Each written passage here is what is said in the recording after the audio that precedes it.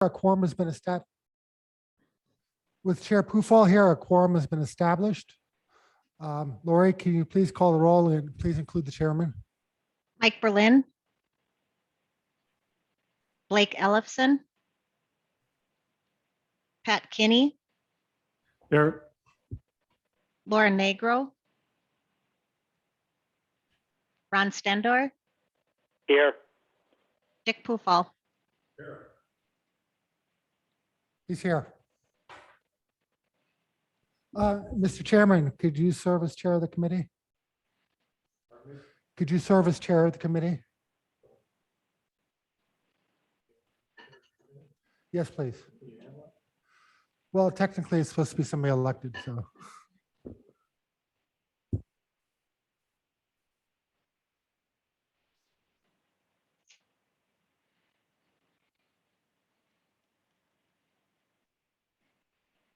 Lori, Mr. Ellefson's just popped in. Thank you. Okay. Well, since neither the chair nor vice chair is here, board chair Pufall will serve as chair.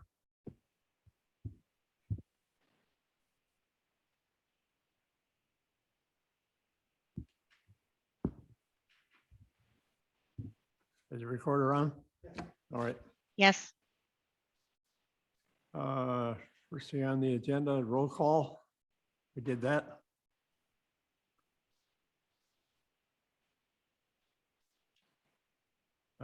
Number 2, approval of the agenda. I need a motion. This is Pat. I'll make a motion to approve the agenda. Ron Stender will second. Motion by Pat Kinney, seconded by Ron Sender. All in favor, say aye. Aye. Aye. Anyone opposed? Motion carries. Thank you.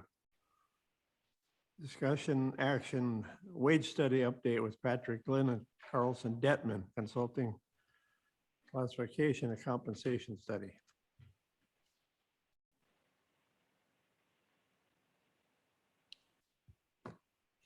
You want me to just jump right in, Dan, or you want to? Yeah, go ahead.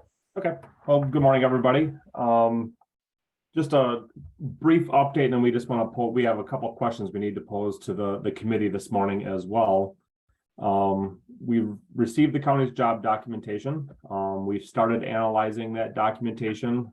We have also completed the market data collection phase of the project. So pretty much all of the pieces are in place for us to start going full steam ahead on this.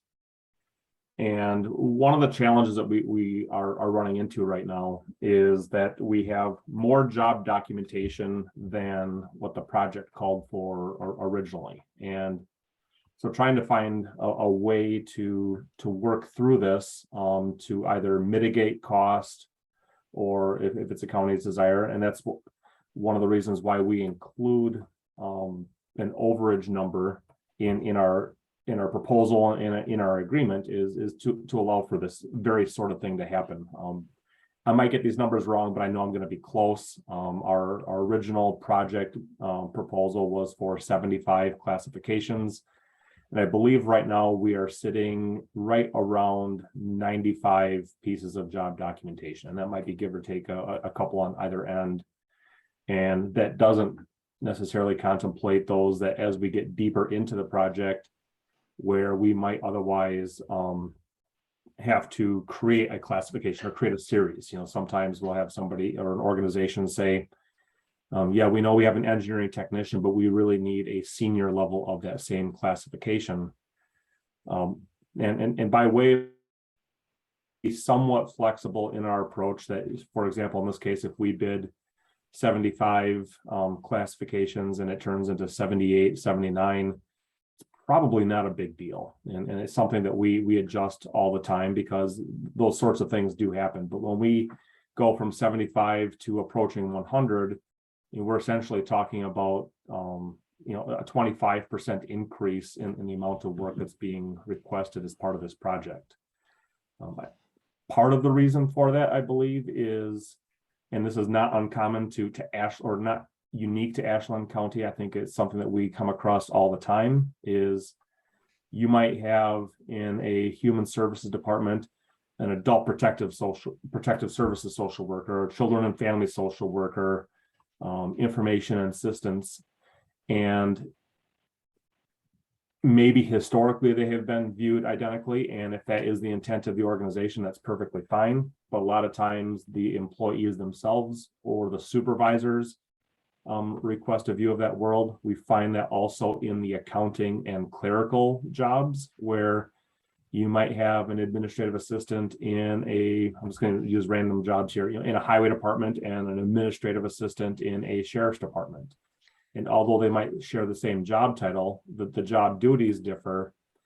And one of the things that we are commonly, if not incredibly frequently, asked to review is, are the jobs the same from a job evaluation standpoint?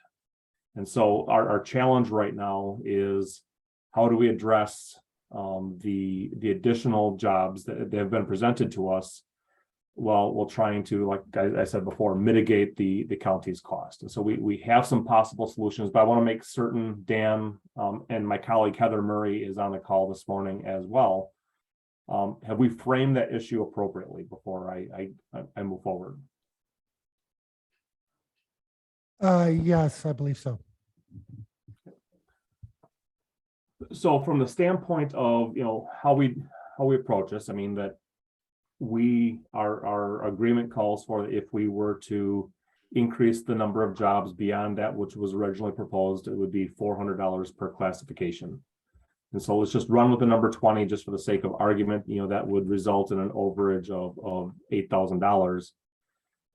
I think it was the initial impression that of Dan that that's probably not something the county would be interested in pursuing. We understand that. And so then what we can look at is within the confines of the agreement itself, in terms of what have we agreed to perform for you. And I don't have it right in front of me, but I can pull it up if I need to.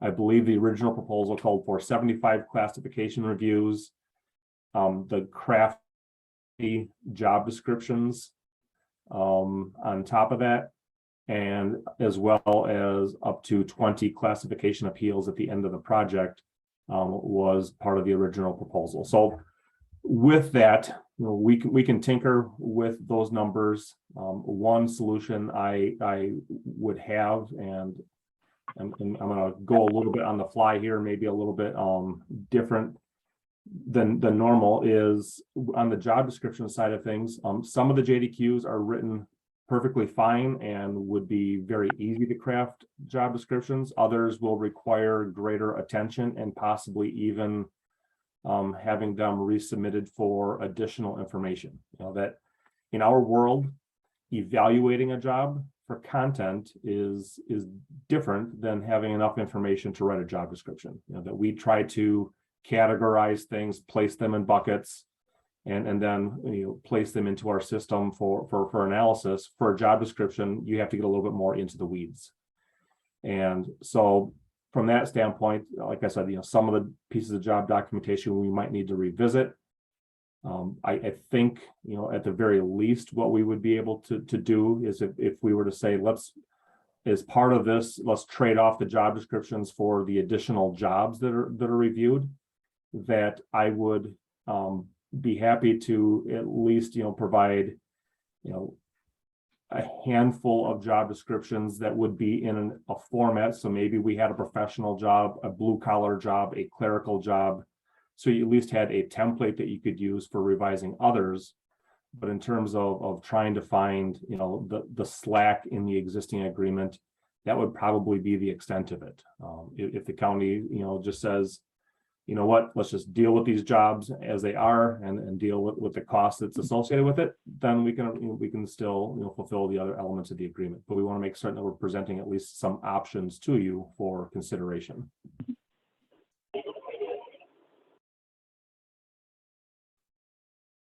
Any thoughts, additional comments, Dan? Well, I guess to put it in easier terms, so we can spend our $8,000 and do what the study is for every single position, period. Or two, we can say, just for example, take all administrative assistants and consider them essentially one position. Or that they're all, while they may do slightly different things, they all basically do the same thing. Or we can not do the job descriptions and just get a basic template. And do all the jobs we have. Dan, I want to add to that on the administrative assistant piece. Well, yeah, I used it as an example. No, it's a good example. It's a perfect example. But my point with that is if the county makes that decision, then you would have to stand behind the notion that those jobs are indeed the same. That and that I would have to believe would carry some degree of controversy within the organization. You know, I don't know, you know, the internal dynamics and how positions or departments relate to one another. But more often than not, that's the one area where we end up spending the most time of parsing duties and going through line by line, because, well, let's be honest, I mean, those are the positions that are,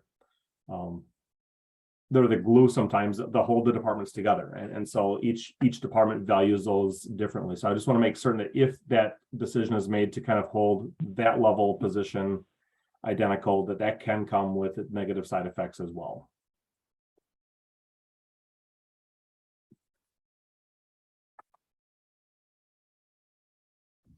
So a couple questions. I mean, first of all, a comment that when you said there were 75 job descriptions, and if you go towards 100, that was a 25% increase. The increase is actually, you know, a third, 33.33% increase. So if we were prorating this based on what we initially budgeted and the change, it would really be a third. If we don't do the full job descriptions, then it seems that there's implications for determining the compensation for each person and implications for the evaluation of each person, and then implications in the future. If we try to do some reorganizing, especially as people leave, can we shuffle among departments if we don't fully understand that? So I think if we do something short of the full job descriptions, it has some ripple effects that are not what we would like. We're trying to deal with something here and make sure we get it right. So job descriptions, evaluations, appropriate compensation, and then having people shift or share duties. So it seems like we'd be losing a lot potentially for saving, you know, relatively speaking, a smaller amount. So anyone want to respond to that?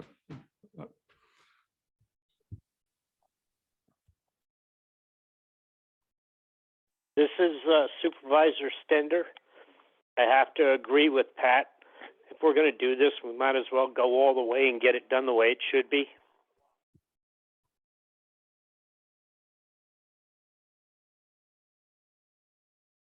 This is Mike. I agree also. I'm online right now and I'm on my way in, so I'll be there in a few minutes. But I concur as well with Ron and Pat that let's do it all the way. I agree with Pat's idea there as well. This is Blake. Just there's no sense in trying to save a few bucks in the short term when the long-term benefits of this would be, I think, better for us as a, you know, as we're trying to define these roles.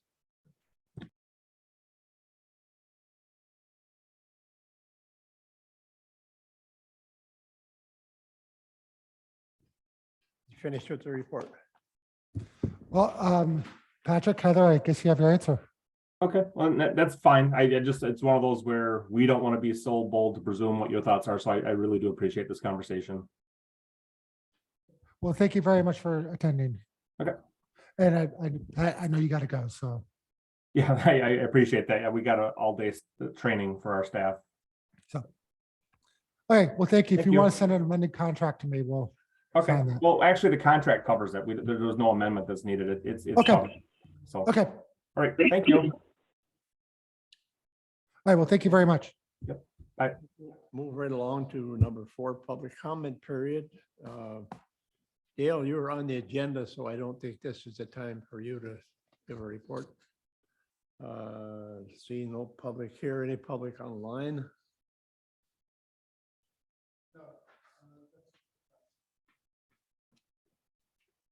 Last call for the public comment period. All right, we'll close the public comment period. For number 5, approval of finance and economic development meeting minutes from the May 26th meeting. I need a motion. This is Pat. I'll make a motion to approve and I'll have a comment later. Ron Stender will second. Motion by Pat Kenny, seconded by Ron Sender. Go ahead, Pat. There's a paragraph and without the agenda or the minutes on the screen, it's about the third paragraph or so. There's a place with the word to, TO, and it should have a second O in it. And I think the administrator could point it out after the meeting. So I'll leave it at that.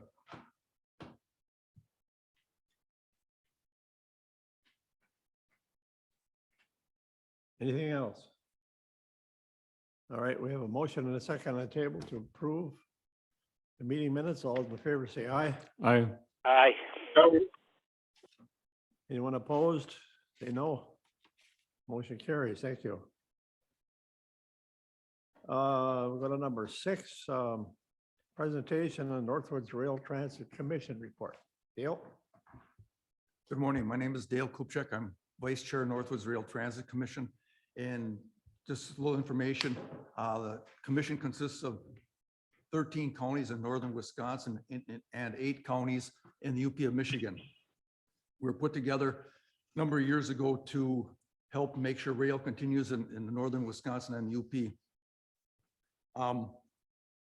We had a meeting back a couple months ago. We normally do quarterly meetings held in Rhinelander. That's kind of the center of all the counties that are members. And we had a report from, well, actually, Watco Rail Lines. Consists of they have approximately 6,000 miles of track in the US. There are a lot of short lines.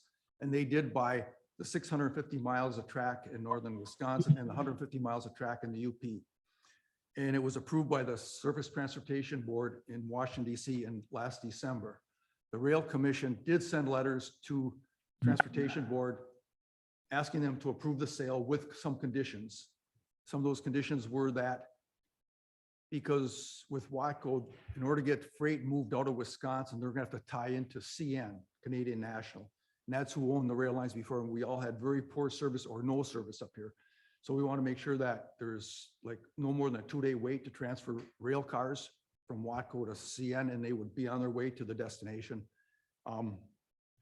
And also that CN would not control the rates for shipping cargo on rail for Watco.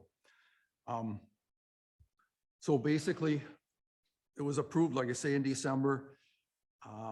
Watco, we had a meeting with them a couple months ago, and they are in the process of studying the rail lines. They're starting in the southern part of the state. That's where most of the business is.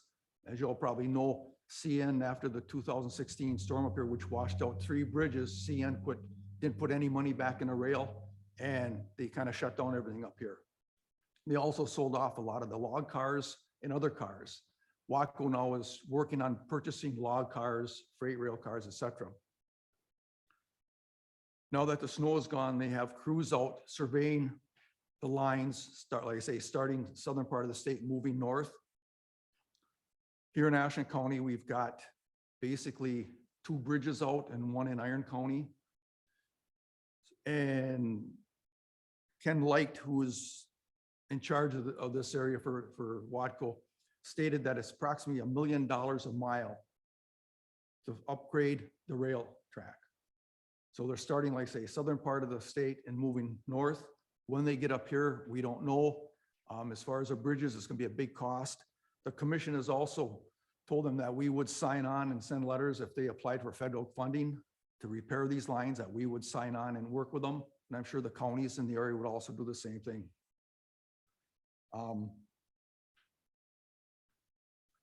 Basically, that's kind of where it's at. I did when we talked to Watco about the purchase last, I think it was August or September when we first met with them. I did send them a list of businesses that used to use rail in Ashland County with all the contacts, what type of rail service, what kind of product is, and possible new businesses. So they've got that, they're working with that. So hopefully things will move forward and they will get up to northern Wisconsin and get this part of the rail fixed. Any questions or comments? Pat? So you said you'd ask for not more than a 2-day wait. What's the industry standard on how long cars wait? And then do they do a sort of as space available like most shippers where if you're willing to be more patient, you'll get a lower rate? I'm not sure as far as what the standard waiting time is, but we put that in there just in the transportation board. What they told us was we will keep an eye on it. And if there's a problem, then we'll step in. But until that time, but we put that in there just because CN was so hard to work with up here. As an example, one of our loggers in Mellon, he'd order 10 cars a month out. And they never showed up. Then he was depending on log cars to come in. So when he came in out of the woods with his trucks loaded, he would drop the logs in the cars. 9 times out of 10, he'd have to put them on the ground. And then 2 days later, when the cars came, pick them up off the ground and put them back in, double handling everything. So that's why we put timeframes on the cars when they would be shipped in and when users expected them. So everybody could work together. So it's one thing to say, I want, 10 cars here by, say, June 1st, and they get there sometime by June 1st, whatever's convenient for the railroads. But it's another thing to say, I've got a car loaded and I want it moved out of here within 2 days. If it really doesn't matter if it's 2 days or a week, I guess my thought is the more flexibility, the more likely it is to work and the rates may be cheaper so that, it ties into the railroad schedule and efficiency is better than otherwise. Right, Watco will pick up on a regular basis. They will put a schedule together, like say for Mellon, they will have a schedule, whether it's 2 days or 3 days a week service. But when the part with CN is when it gets to the change down by Wisconsin Rapids, to the connecting line, that's where we don't want cars sitting for 2, 3, 4 days or 2 weeks. We want to make, because there's approximately 30 plus trains a day that go between Duluth Superior, south and back north again. So there's no reason they can't connect up to these cars when they know in advance. And there's Hey, questions. one question. Go ahead. I just had a question about, so you say they're starting in the south, they're coming up north. Obviously, economically, it's probably more lucrative for them down south because the costs up here. Is the $1 million cost per mile an average of down south to up north, or is there a higher cost up north? I guess just from a timing standpoint, they're going to start down south. Is it more expensive to fix up north because of all the bridges? Is that why they're coming? Or is it just because the money is not here to get them up here right away? I think the biggest reason they're starting down south, because that's where the majority of the business is. When they get up into Ashland County, they're going to have to start working with the customers again in the former, because we haven't had rail up here since 2017 or 16, since the storm that went through. So like I say, they have all the list of businesses, the contacts, so they will work with those, but they are slowly getting in the busy areas where they have a lot of traffic. They want to get those lines up to code where they should be so they can run at a decent speed instead of 5 miles an hour like they were doing up here. Does that answer your question? Okay.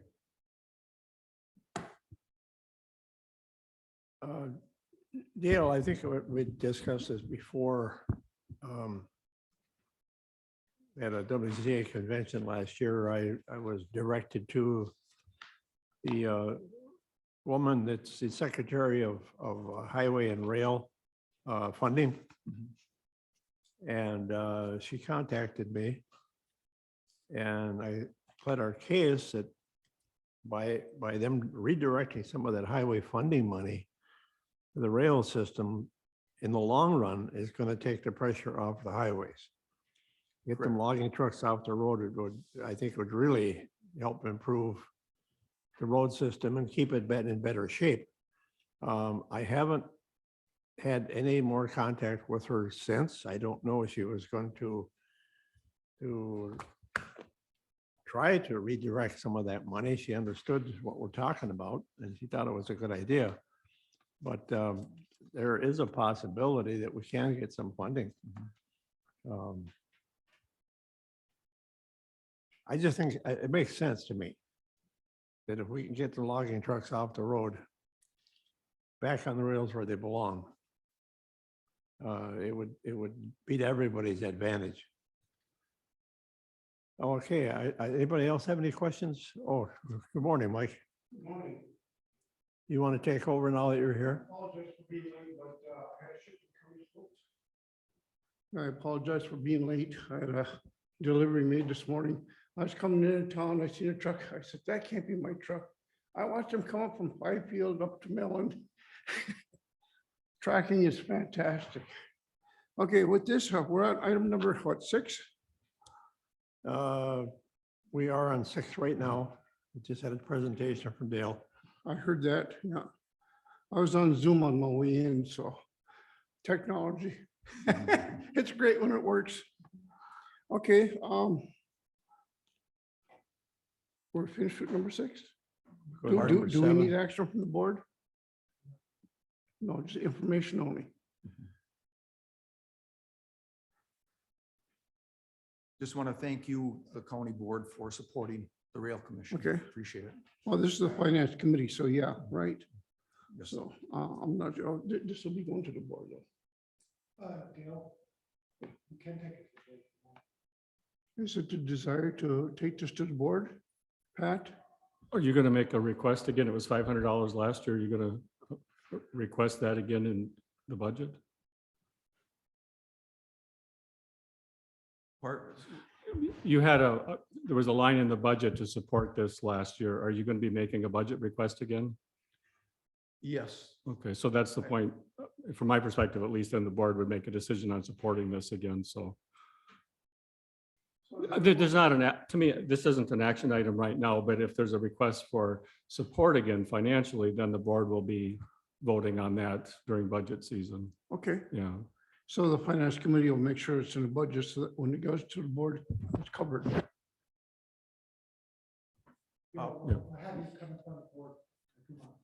okay, because in the past, the person that takes care of all the minutes and stuff, they actually just send it out to the county a request Okay, for the next year to support it in the fee and stuff like that.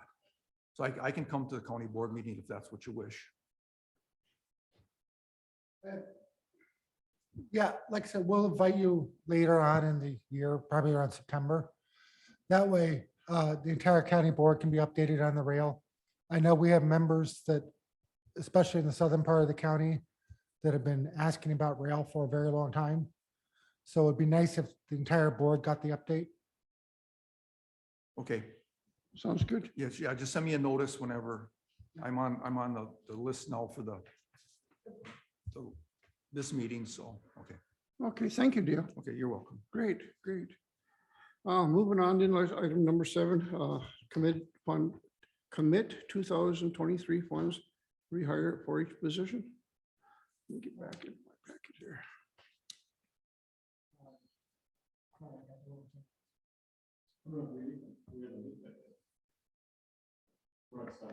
On 7. Yeah, we're on home alone. Oh, I'm sorry. Home alarm fee. That's this. Okay, gotcha.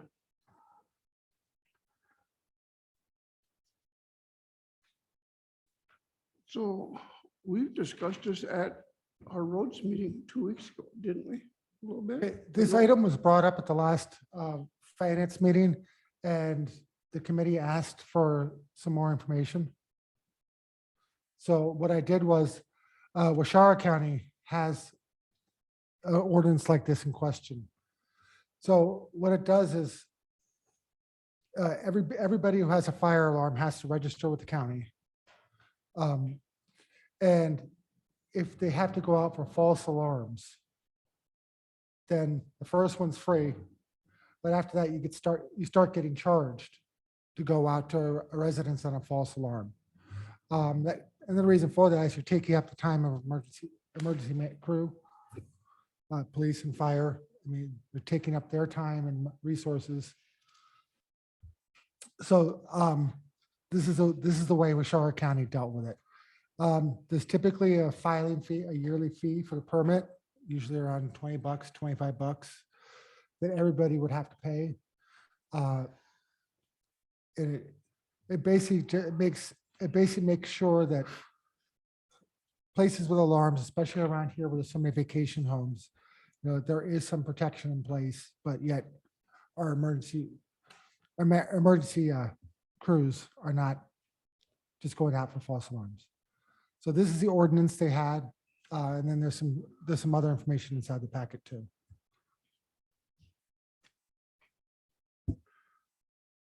So at this point, go ahead, Pat. Well, there's two things that struck me on this. One, unless I'm not interpreting it the way others are, it does not say specifically that alarms connected to the county's law enforcement department. So a person who has an alarm connected, say to their smartphone or something, but not to the county law enforcement, I assume that they wouldn't have to register if it's only connected to them. So somewhere specifically, it should say those connected to the county 911 system, something like that. And it doesn't do that because I think it should say that very clearly, that for those that are connected to the county 911 system, so Right. others don't think, oh God, do I need to register too?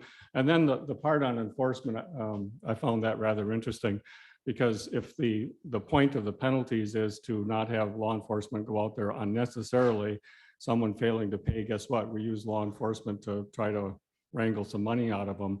So rather than involving law enforcement in the courts, which are already too busy, could we simply put, if they fail to pay, could we simply put that on their property taxes?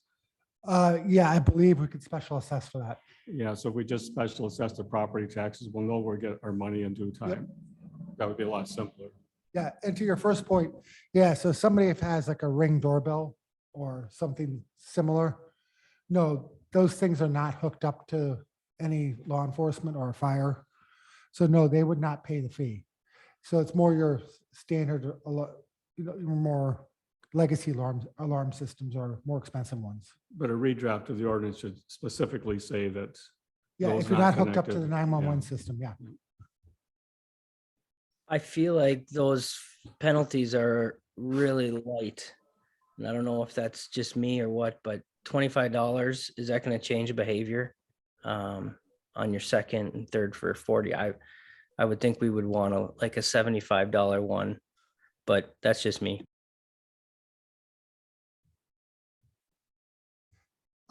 Yeah, I mean, that's a good point. I mean, there's really no, for a second false alarm, there's really no incentive at $25 to do anything. That is a good point. And so yes, this committee is also free to change those numbers and change the ordinance completely and table to another day if you want. Chair?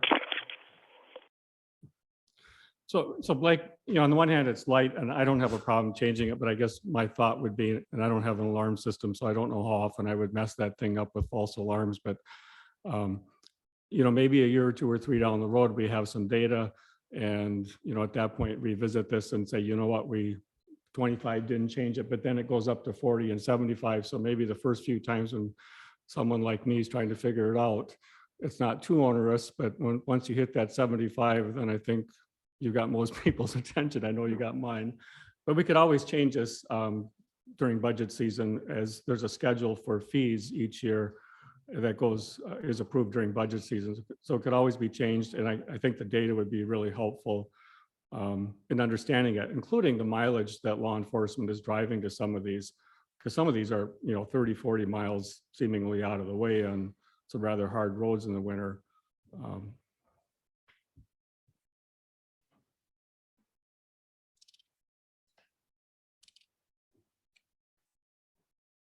At this time, we're not prepared to make this a motion or anything. This is only discussion. Well, let me ask the administrator, before we had, I think, two of you, the administrator said, you know, given the lack of people, we had three, including the chair, you know, probably not take any action today. Are you ready for some action on this as far as a redraft? I think I don't think we have to pass the ordinance today, but I think input on to how you would like it to see, how you'd like an ordinance to look like before you consider passing one would be helpful. Do you have enough feedback today to bring another draft back? Yeah, I think so. Okay. So I'll play with the numbers and I'll make sure that like ring alarm systems and the like are not included. This is Ron Stender. ahead. I'd like to bring up if a person has an alarm, but their service is through an alarm company like ADT or whatever, who's going to get the bill? ADT or the person at the residence? That's a good question. Ultimately, the homeowner would person. be res- The person would get it because it would go, ADT would be responsible for the ultimate call to the county, but the individuals who are set up on ADT should have to pay. If it's ADT's mistake, why would those people have to pay? Usually, when you're with ADT or whatever, it's like a lease, a rental or whatever. With ADT usually being the responsible party. It's a service, ADT service. Mr. Cisner, I'll check some more into that one. Okay. Thanks, Blake. So go ahead. So on the administrator, under false alarms, section 3, does that cover the one that was just mentioned with ADT? Number I- 3 at the top of the screen that you're projecting. False alarms means any. Gotcha. Yes, that actually does cover ADT. So yes, the individual would be, under this example, the individual would be responsible. Thank you, Mr. Kinney. Okay, thank you. Yeah, if that could be spelled a little bit more clearly, I guess, for the board's sake, yeah.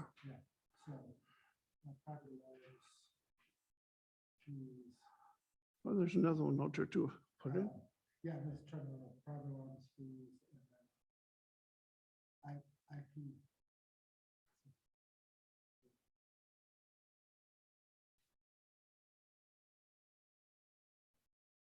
Okay, do we have any other suggestions? Are you good, Blake? Ron?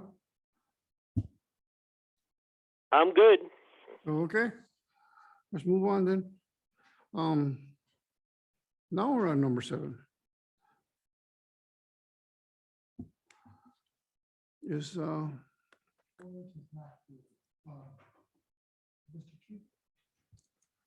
Mr. Kinney is a member of the Ag and Extension Committee. Could you please tell us what the committee decided? Well, first of all, I should let everybody know that Doug Liphart has retired. Doug was our longtime 4-H staffer at Extension while he was a state employee. He worked with the youth in Ashland County for decades. His last day was a week and a half ago. He'll be officially retired after taking his last vacation on July 6th. Extension has expressed the decision to hire a new person for that position. However, because we're committing money for next year, I felt that this committee should have a say in that. One of the things that will be different is the UW system is no longer going to fill that position as a tenure track position. It'll be a staff position. The tenure track position, they're now looking for PhDs. The staff position, someone with a bachelor's above could apply for it. So they'd expect a wider pool of people. And the position that's being replaced with a staff person, if approved, that person would have a large impact on supporting 4-H in the region and thus the fair. And the fair, to me at least, seems like something from an economic development standpoint, something that could be further developed. So this position is a lot of what the public would see with the 4-H clubs and outreach with youth activities, et cetera. If we don't fill it, and the state reimbursed part of this, I don't know offhand, but it's 50%. so so we're bringing some money back by having this position too. So it's not fully at the county expense, but it's an important position with an extension in this region. 50, what happens is, the UW just bills us for the our portion. And then we just send them money. They're the ones who actually pay for the extension office employees. And we just pay a bill. I need to keep my mic on, I guess. Okay, Blake or Ron, any questions? This is a really important, thing for our area. Do we have somebody that we've already kind of identified, or is that part of once the retirement happens, the job posting comes, and then we start taking applicants? Is that? Yeah, well, this position is hired through UW-Madison. They have given our regional extension manager, is that the right name? Mary Pardee, Regional Extension Manager, Director, permission to go ahead and hire for it. So she's just sort of waiting for us. But they will post the job and they'll keep it open for 4 to 6 weeks. And then they will take another few weeks to go through the hiring process, and then another few weeks after that before Oh, wow. a person Yeah. actually starts. Well, ideally, what I like to see, and of course, this is out of the question because we have a retiree coming up real quickly. If we can mentor someone for that position, but like Pat had indicated, now their requirements are master's degrees and PhDs and all that education background and stuff like that. So Now it's a bachelor's degree for this position. okay, wow.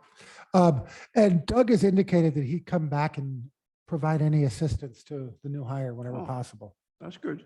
That's So, good.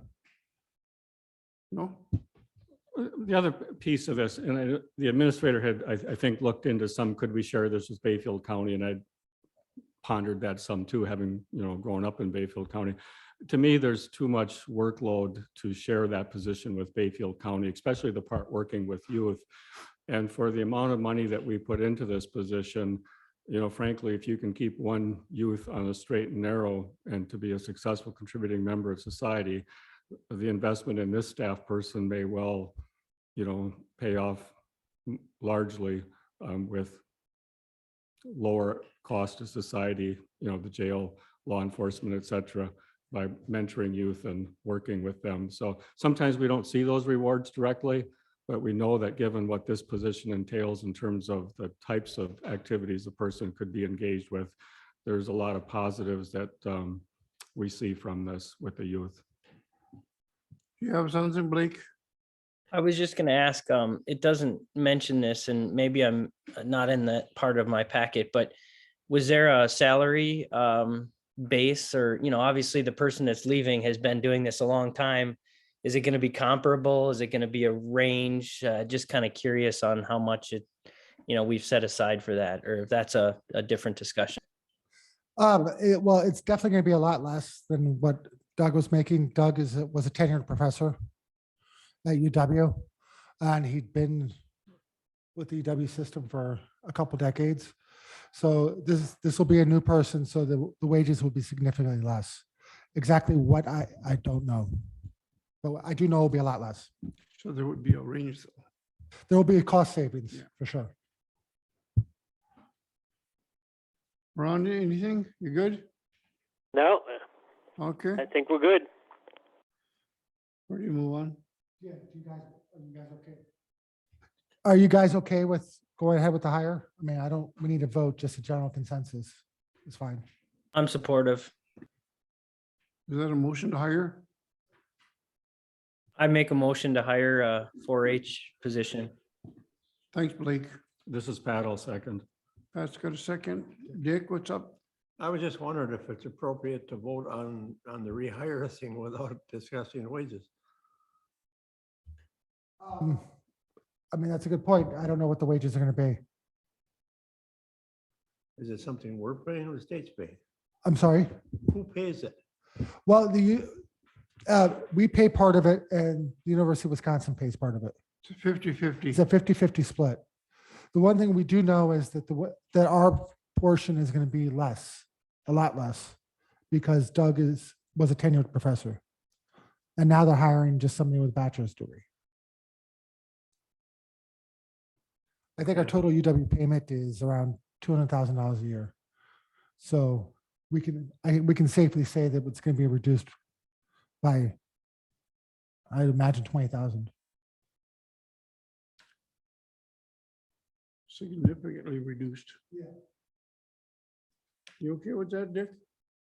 Yeah. Well, we're gonna say advertise it as It seems like negotiable it's a anyway. aren't we? backwards way of doing things, but Well. Yes, we're gonna advertise it as negotiable. Again, the University of Wisconsin it's their process. Okay. it's This their process. person is their employee. They work for the University of Wisconsin in Madison. As does every extension employee in the state. So they will be the ones negotiating the pay raise, or pay range, I should say, and the actual pay. Okay, We don't have a say in that. okay, got it. okay. Any further discussion? I'll call for the vote. All those in favor signify by saying aye. All right. Aye. Opposed, same sign. Any abstentions? Motion carried. Thank you. And item number 8, highway budget. Hey, Dan, would you be able to give me permission to share my screen? I'm under the ACHD. Oh, okay. I mean, it's everything, but then I can just kind of pop back and forth if I need as we discuss things. Oh, it's a technology thing. See? Okay.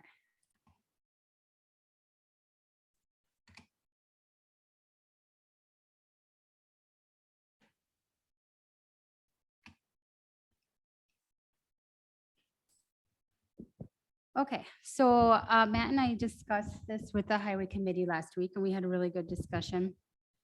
First, I just kind of wanted to go over last year's budgeted versus actual, just to kind of give you guys an idea of how it turned out, and then go through a little bit of the history. And so feel free, I talk a lot, so if you have any questions or want me to stop, just let me know. Actually, I think I'm gonna share a different screen, but on. Do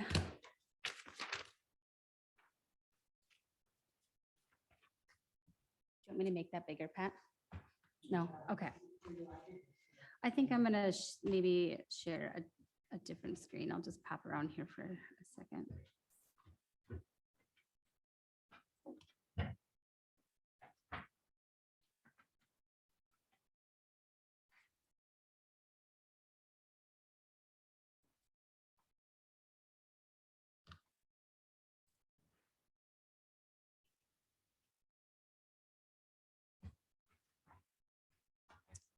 Is that a little bit better? Okay. So starting with the revenue, just showing, what was estimated at the time to what we actually got. Local translation, that's our GTA. We just estimate based on the previous year and we find out after maybe October how that works. So. And I don't know, do you guys want me to go through each line item or do you guys want to read through and ask me if you have, and let me know if you have any questions in any of this? Looking at the state RMA, there's state RMA and state winter revenue. Those are our RMA contract with the state, with the DOT. We have a set contract with them every year. It's just under $1 million. So those numbers might fluctuate based on if we have a bad winter, we'll spend more on winter. And if less winter, then we can do more maintenance. So those kind of flip flop and those numbers you'll see in the history kind of change on that.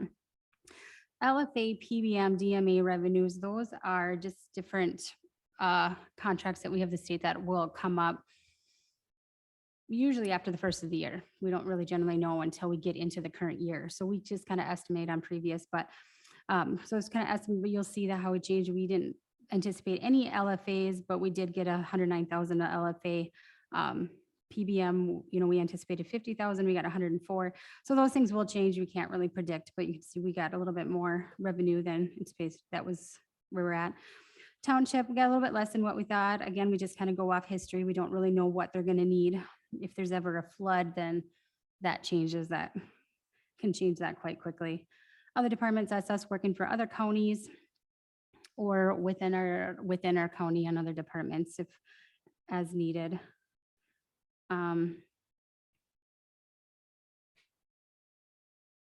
The private entity, that's basically that's the tribe, Red River Tribe, salt sands is mainly that's what we sell to them. So you see, we sold more than we anticipated on that. And then just the general budget. Any questions on the revenue for last year? You guys see on that? Then I'm going to pop down to the expenses, administration, up spies, Matt, me, those kind of things. Any questions on that?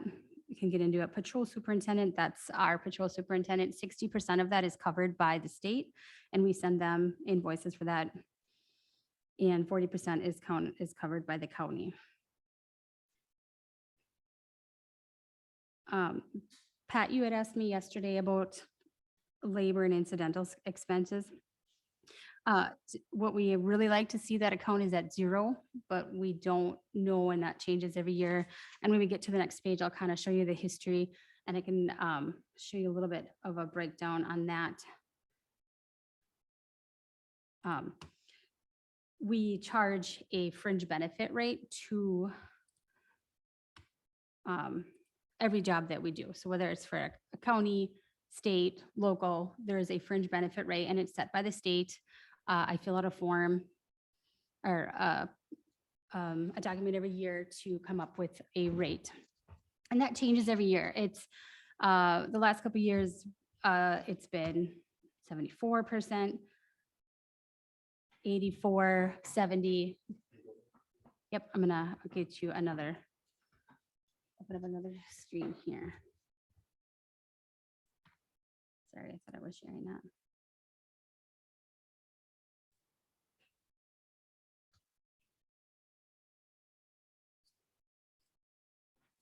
My question was about the calculations, because the quarter in which you were doing the actual estimating was not the same below. And I just used that one as an example. Okay. So, okay, can you rephrase that question? What did you mean by that? Could we go back to the screen you were on a few minutes ago? Yep. And I just pointed that one out as an example. So in the revenues, the difference is calculated by, if you can go back up to the revenues a little bit. Oh, sorry. Yep. Yeah.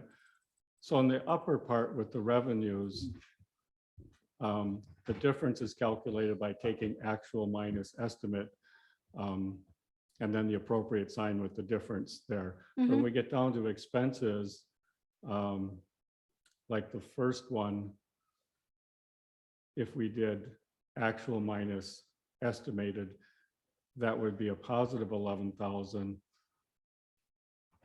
And then the next one should be a negative, but then you get down to like the line 53,210. There's that negative sign under the actual there.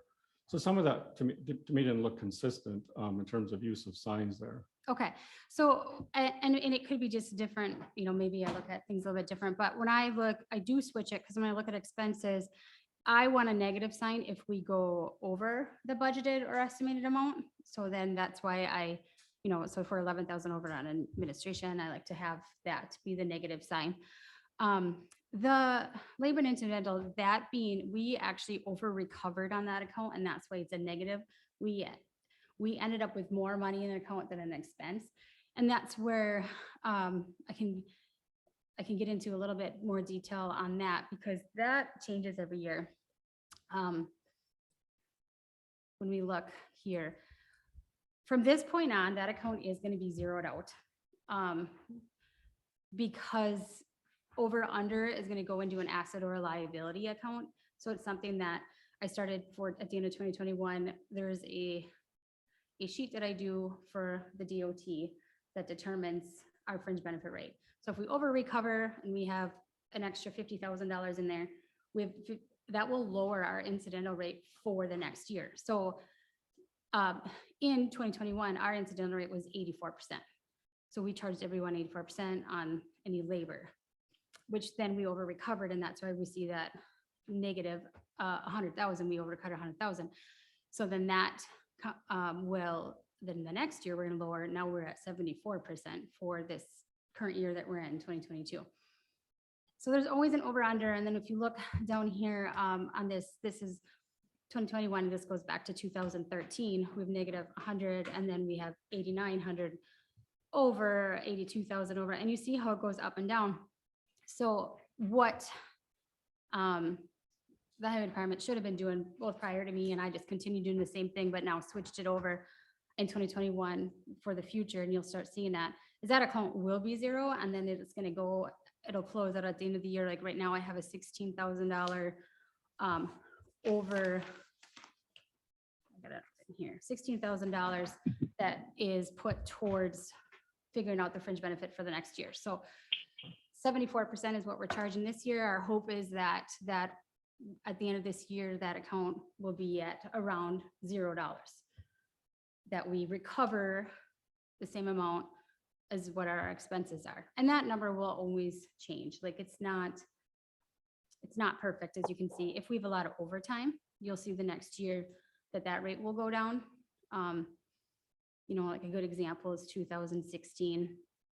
Because of the flood, it was not a normal year. So here's 2016. You know, we over recovered that year, and then in the next years, it changed our rate by quite a bit. We went from like 84% down to, I want to say 69%. So it's always changing. And then I'll just show you a little bit more detail on that incidental, so you're not just looking at the summary.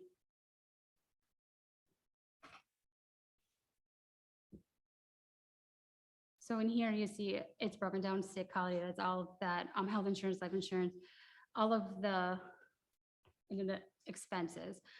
This fringe benefit revenue, that is the amount of revenue you get that we charge to the county, state, local. So that's why we have a negative. We over recovered that year, and that's kind of making up for previous years. And so there we have a couple counts like this. So I have another one that's very similar. That's going to fluctuate up and down. And that's where at times you'll let us see a different, especially like under the administrative, if you see it jumping around, a lot of that it has to do with the fringe benefit rate. If we have a higher rate, you're going to see that we may have gone over budget. If then the next year we have a lower, and then it'll kind of go, it kind of flaps around a little bit.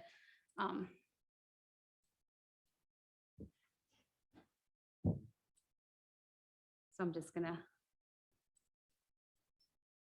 you know, as even just looking at administration, you know, like 2021 is 231, and then it was 217, 232, 217. See how it kind of hops around like that. That has a lot to do with the fringe benefit rate, and 10% can change those numbers. And that's why we do our best to just run averages. And I use the history to come up with the current budget.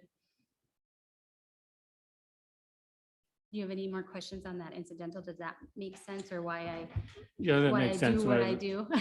And I would assume that the nature of the winter has a lot to do with trying to predict how that turns out. But then the last thing you said is, you know, looking at averages to kind of predict the future. On the one hand, that's helpful. But then this year in particular with inflation, and I think the county's health insurance calculations have the same issues. If you look at an average from the past, but rates are going up fast, using the average is going to underestimate what your costs are going to be going forward. So, you know, I'd lean more heavily into the current year and projections for the future, so that we don't underestimate, because then, you know, like our healthcare now, we're not where we want to be. So Yeah. so. And I'll get into that too when I start showing the next set. You are correct, you know, and you'll see that we didn't increase for that, but you know, I'll kind of explain a little bit more on, you know, what our thoughts were for that. Excuse me. So any questions, I guess, before I move on those expenses? Is there any As long as we're still on that one page Yeah. there, can you share with us what our auditors have been doing or have been doing wrongly for us? And Mike and Steve, our consultants, have corrected that for us and how that's gonna save us some money? Yes, one thing is that the GTA, so there's or Form A that,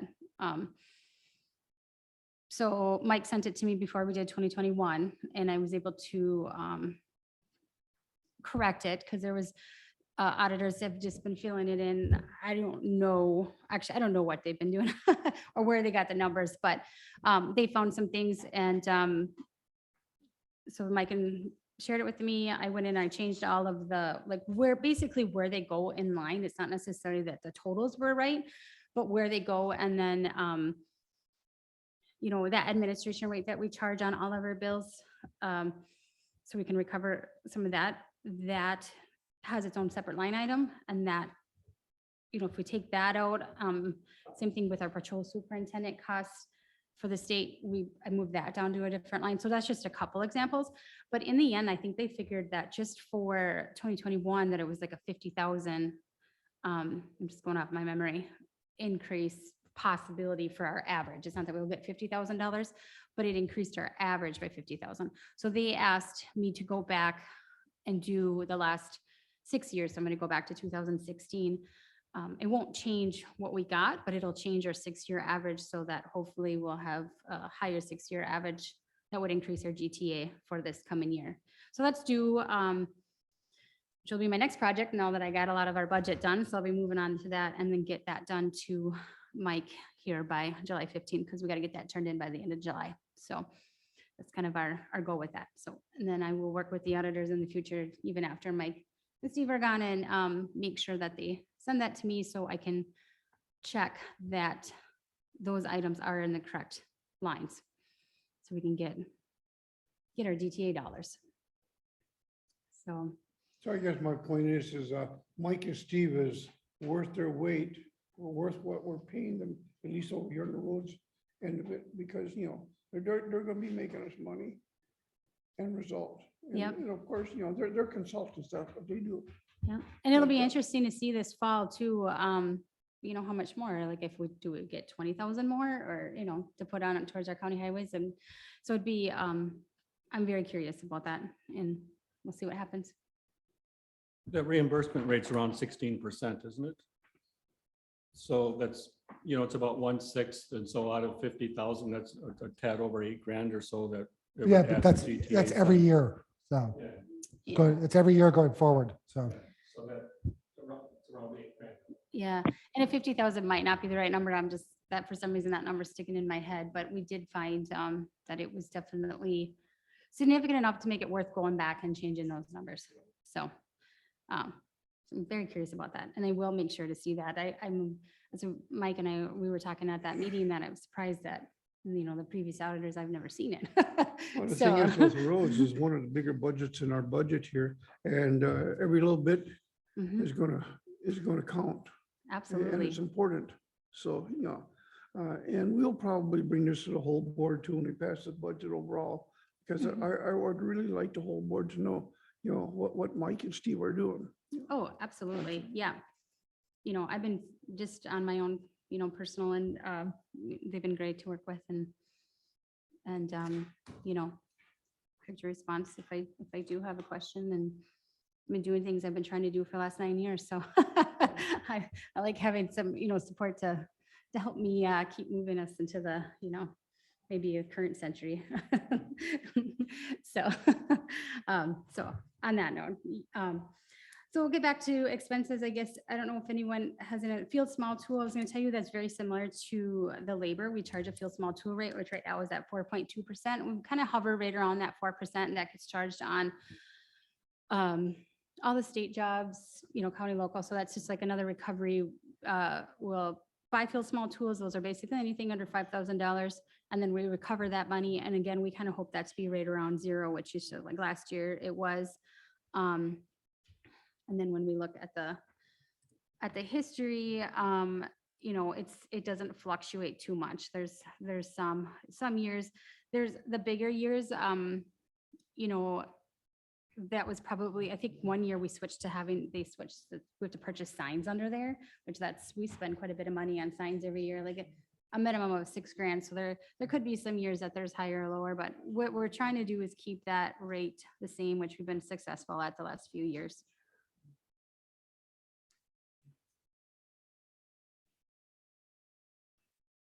I know Mike asked me, I remember you asking me, so you had some more questions on that machinery operations, and I might get ahead of myself a little bit, but just kind of wanted to show that breakdown a little bit, because that account is another account that you hope to be around zero, but we don't have control of how that account works too much either. Because you never know what fuel rates are going to be and repairs that might come up in that. So we, equipment rentals, that's what we charge out. We use state rates, so it's charged to the state, local, even to ourselves, to the county, we charge these rates so that we can, and our hope is that machinery management of the state has these rates high enough to cover all of your expenses for the year. So like I said, you can be at zero. And then see, last year we did go over budget. And the year before we went, I'll look at the previous years. There's some years that we've gone the other way where we've over recovered. But you know, that is what, honestly, it is what it is. We don't try to, we just kind of hope that it, and the worst word being, I don't know what the word is, I guess, like overseeing, making sure that the guys are, you know, we've always made sure, but being very, that they put down the right hours for all of the equipment, whether if they didn't put all day and they should have, or if, you know, so just trying to make sure that our equipment revenue is correct. And we've been doing that. And so I'm hoping to see some changes for 2022 for that. So when just looking on here, the labor, that's us working directly on the machinery, fringe benefits, you can see how that changes just on that percentage. You never know what we're gonna have for subcontract repairs. We try to do as much in-house as we can, and we can do quite a bit of it normally. We'll see a spike in fuel in 2022, compared to last year. So, and then the same thing with parts. We are seeing inflation of like, what, 30% is probably what everyone's seeing everywhere, but so we'll be seeing that. But that's just kind of the breakdown on that. And I know, like when you kind of asked about that, I didn't have that ready for you last week, so I just wanted to show you that. I don't know if you had any questions. The depreciation, the sign of this is what we're going to get into when we start talking, when we talk about our capital improvement line. So this is where I pull this 350,000 from, for what we feel we can, take out of our operation to put towards equipment purchases into the next year. So this number will change year to year, but that is what we're going to use for our 2023 budget on that. Any questions on the machinery? So on the depreciation with inflation, are you able to take a higher number for depreciation because the cost to replace is going up, or you have to use the numbers based on what you purchased it at? Exactly what we purchased it at. Yep. So, yeah.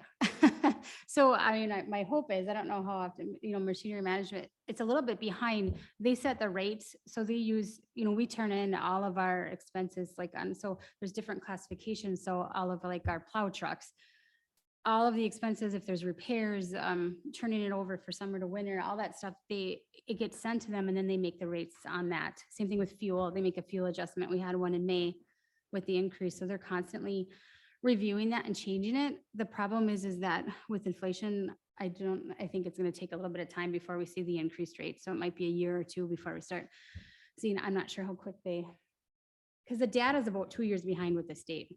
Reimbursements is 2 years behind. What we get this year is from 2 years ago. And so I don't anticipate really seeing a big increase on equipment rates for maybe another, maybe into 2024. And hopefully it's enough. Yeah, it's going to take a while, say a plow truck purchase went up 50,000 this year over previous years. That the state will not even get that information until the end of the year to make accommodations for that into the coming years, so it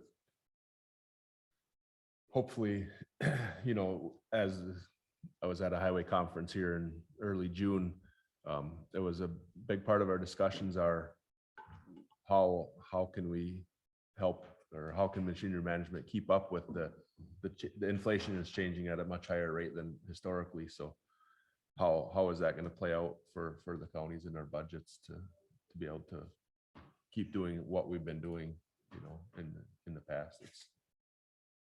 It's going to make it a little tough. Hopefully the state can recognize that and move faster.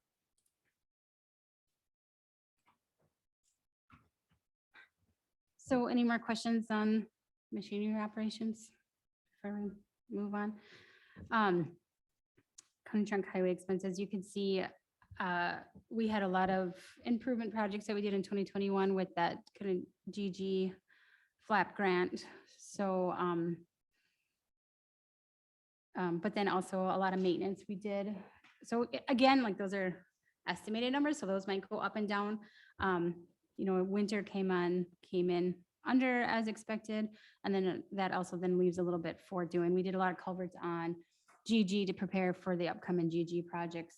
We'll have more this year. So we've done more county maintenance in the last couple of years than we did in the previous years before that, which we'll see on that, on the history that we have there. State highway, you know, like I said, that fluctuates, but we end up with more revenue. So that didn't, than what we anticipated. And those lines will kind of, like I said, they kind of hop around on which ones. On that,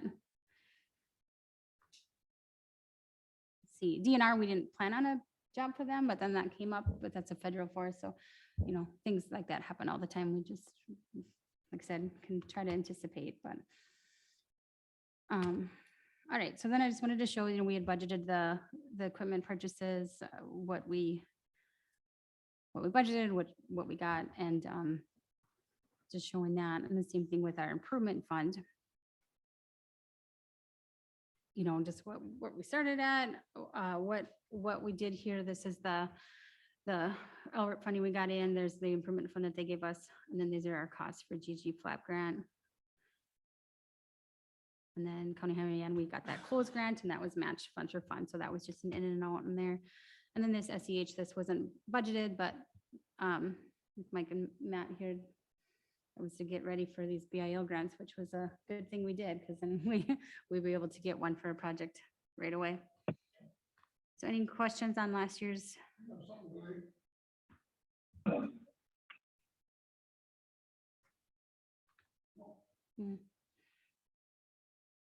Are you good, Blake? Did you see that? We got a thumbs up, it looks like. Okay, so then I know this is a little bit small and I'll zoom up on it, but this is just something, or, you know, that I did operational only. So I took out any improvement funds. Absolutely. Program isn't easy, you might go to the other one, but. So going back basically, just kind of showing just year to year, and then I use this as an average. I do take 2016 out because that was not a normal year, obviously, with the flood. And I don't consider the flood stuff that we did in even 2017 from, you know, continued on from that is taken out. But just like to use this average on all the other years for budgeting, for which we use for 22 and for this 2023 budget that we're going to talk about in a couple minutes. So I don't know, does anybody have any questions or anything on the revenue from year to year? As you can see how it can fluctuate. Yep. So on the sale of salvage materials there, it has zeros through those years, but on Yep. an earlier screen when we started, I think for salvage, you had 5,000 like the previous year and Yep. then zero. So We is- budget for, like, we budget 5,000 for that. And then with my year end, it gets closed out into other accounts, basically what it is. So I like to budget for it because we do have something and it is a revenue, and what it'll do, it'll offset an expense by the end of the year when we look at it. So if we sold scrap culverts, and like we did that this year when scrap was high, that would then basically offset some county expenses. So it gets closed out. The DOT, I learned this when I started, like, the highway accounting is not like any other accounting you'll ever do. So, but that is one of the things, the procedures that for their, in their manual is for closing that out into the appropriate account. So, but we do like to budget for it because we you know, we usually generally have about 5,000, and then at the end of the year, it gets closed out. So this is at the end, you know, it's gonna show zero because it's gonna offset an expense down down at the bottom. It's just the way they do it. In a normal, you know, business, you might not, but I don't know if there's any other questions on that. And the same thing, talked about a lot of this stuff as we went through, but the expenses, you know, they kind of fluctuate, but there's a pretty good average on some of these accounts that we just try to use. You can see here in our County Junk Highway in 2021, we did spend quite a bit there on maintenance. But then, you know, that does fluctuate, but our winter maintenance was down. We had a more mild winter there, so then we can spend more in the summer on that stuff. So there's no questions on that. I just wanted to show, I didn't use any of this data when we were coming up with the 2023 because it's early. And, but I did want to show where we're at through May for estimated versus actual. I do export this stuff from our Springbrook, just so you guys know, I do use Springbrook, but I find it easier to read this on a spreadsheet than read all the pages that are that come off our county software. So this is what I like to make. I'll zoom in here. You know, where we're at on revenue, and this is going to change. You're going to see how we, you know, zero and these accounts get closed out. There's going to be a balance on them, and I won't truly know how we really are exactly budget versus actual until besides our bottom dollar, until when I close the books out at the end of the year, because there's a process in all these books.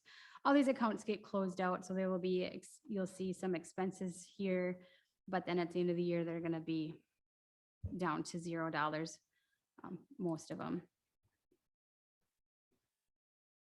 So like I said, this is through May, and I'll update it every month. And if anybody ever just wants to know, hey, how you're doing, give me a call or shoot me an email, and I can share with you guys what we're where we're at. And this is Fund 21, which now, you know, this is our first year with having these two funds separated, which I'm very, I don't know what the word is, excited about. Yes. Could you explain to the committee about the two funds? Yes. That was something Mike and Steve suggested, but Yep. there's some people here who probably don't know yet. Yep. So I think prior to me, there was two funds, and then it got switched. So this is the road and bridge. We transferred our improvement dollars into here right at the end of the year.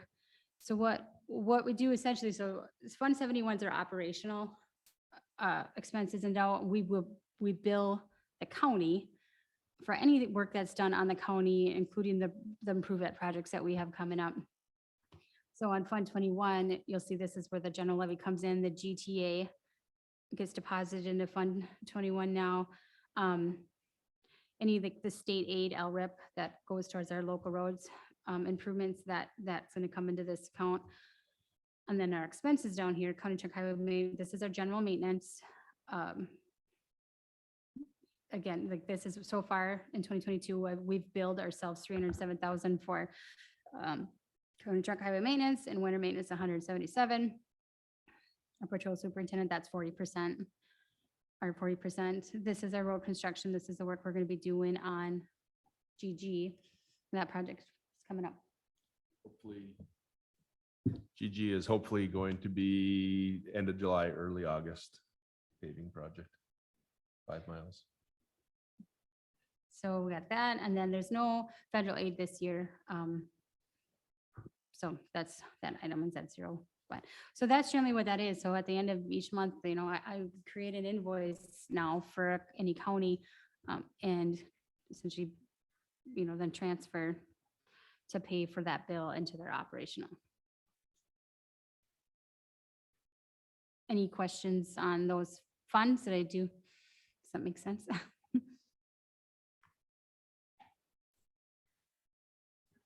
There's Uh, definitely a lot of numbers going on here. I I'm know. not sure, if Blake and Ron has a chance to digest all of this that's going on.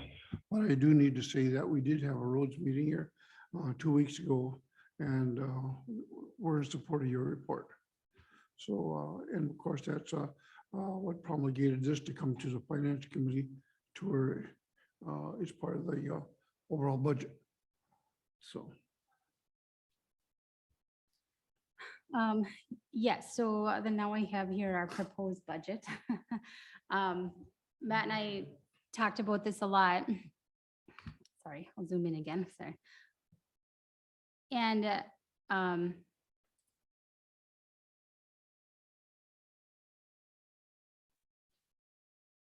we, not knowing really what's going to be coming up, not knowing how this year's going to turn out, we didn't include it.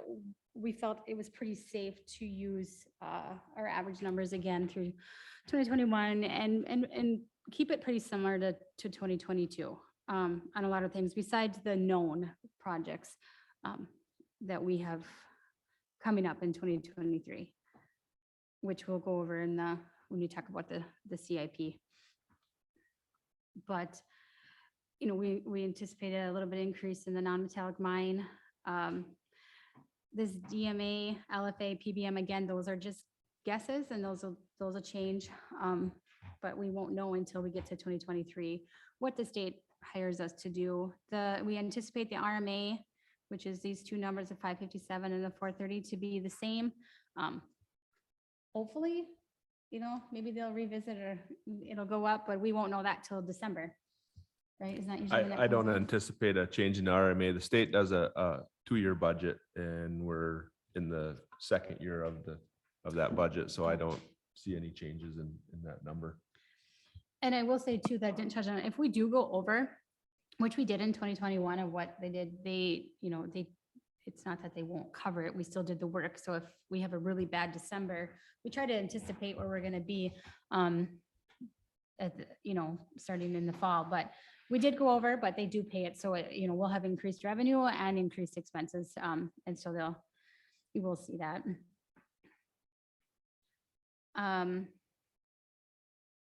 Government, we're kind of just anticipating being the same. I don't know how we just don't know what the towns are gonna hire us to do. So we just estimate that. Same thing with other departments. We're keeping the county road maintenance and winter maintenance, kind of using our average the same. And same thing with our patrol suit.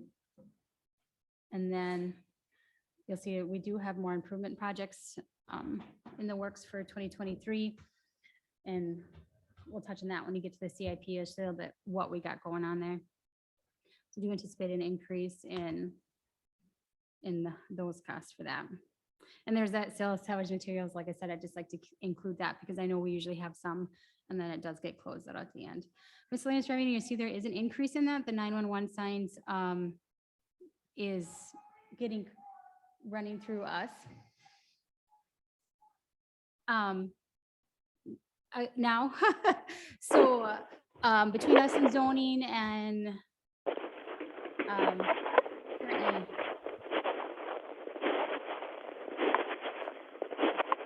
I don't know who's. Ron, can you please mute your thing? So we're anticipating about 8,500 more on revenue on that because per sign we'll get $175. We're not going to, we're not going to make money on this, and we probably won't even break even. And so I did increase our expenses a little bit down here under the county to cover the rest of that. But so, do you want to explain the 911 signs that we're doing now, or are we good? I can. Yeah. If they want.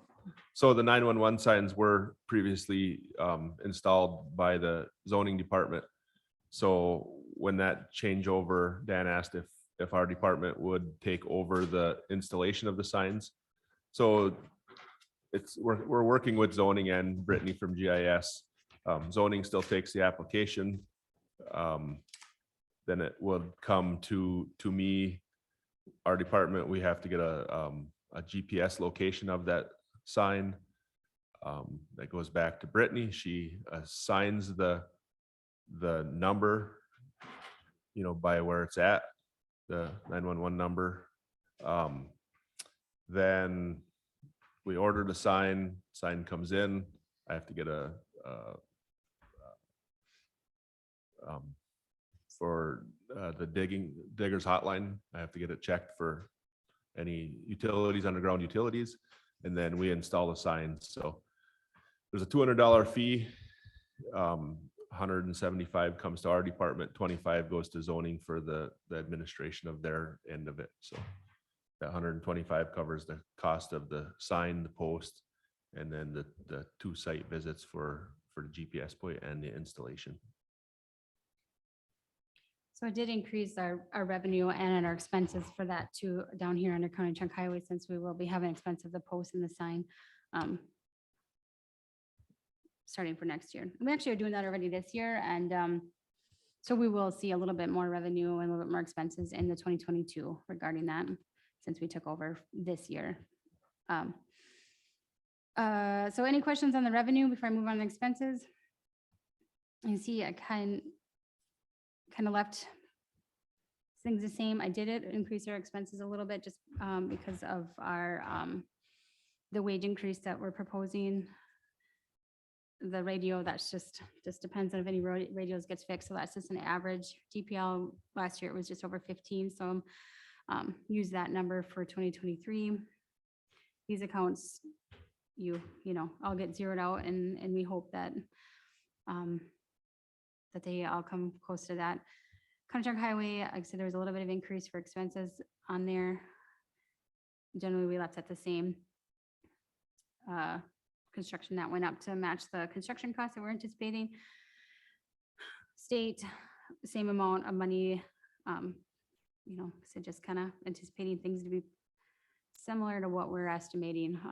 And then we will revisit this and continue to keep track for 2022 budget. If we see something of big, that we need to make any changes on between now and fall, you know, we'll keep you updated and let you guys know.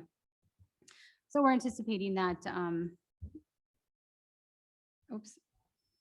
you know, we're hoping, but again, won't know until we get in there with that, what we'll have. I think we already. So then, Fund 21. What our hope is that to try to, I don't know, help the county to try to do a little bit less of a levy request, even with the wage increases, and just take out of our current fund balance in our improvement fund to cover any overages that we have. State transportation aid, you know, right now we're at 491. We'll see if it that's what we got for 2021. So we'll see, that might go up, and if we get that, we can adjust that before the budget gets covered. We're asking for the same as last year for 820 for the debt levy for the improvement fund, asking 430 for equipment. I'll get into that when we do the CIP here next. And this I put in here, this one was a budget line item, but just for us to anticipate using 350,000, like I said, I got that from that depreciation line that we can spend out of our operational to cover equipment purchases coming out. Don't anticipate any LRIP for 2023. So is that federally? This is BIL, correct? For 20, yeah, that's a BIL grant that Matt just received for County Trunk Highway E. Again, just kind of keeping maintenance. We got our equipment purchases in there. Okay, so this is what. Sorry, this thing keeps jumping around on me. Cost, you know, I know you guys asked at that last meeting, there was a range of like 6.2 to 8.6. So starting at the highest, we put in, this is what would be if we had an 8.6, bottom line, like an increase of 92,000. The majority of our labor hours gets billed out to state, and that's why you didn't see a lot of increases, because we will still bill the state the same amount. We will probably do a little bit less work on the RMA because we're charging a little bit more for our cost of labor. But that's just how that works for them. So the majority of it, so we're fortunate department that our labor gets covered by outside resources to cover the majority of that. You know, our admin rate might go up a little bit too to cover the increase on the admin. So that's something I'll revisit at the end of each year, and then that can get sent into the state. The state sends the admin rate to the state, but we can set our own admin rate if we need to, others. So that's another, I think it's at 4.5% right now. Like to talk a little bit about the wages. So we're figuring on an increase in the budgeting process of 8.6% increase for all employees. But as you all know, we're in the process of a wage study. My guys are excited about it. We filled out the JDQs earlier back in April. You know, probably once a week, somebody asks, hey, where are we at on the wage study? So just to give you guys a heads up, you know, they're anticipating, you know, hopefully increase in pay coming from this. You know, they talked to some of the adjoining counties. Bayfield County just did one. They got a pretty substantial increase in wages. Price County just increased their wages a lot.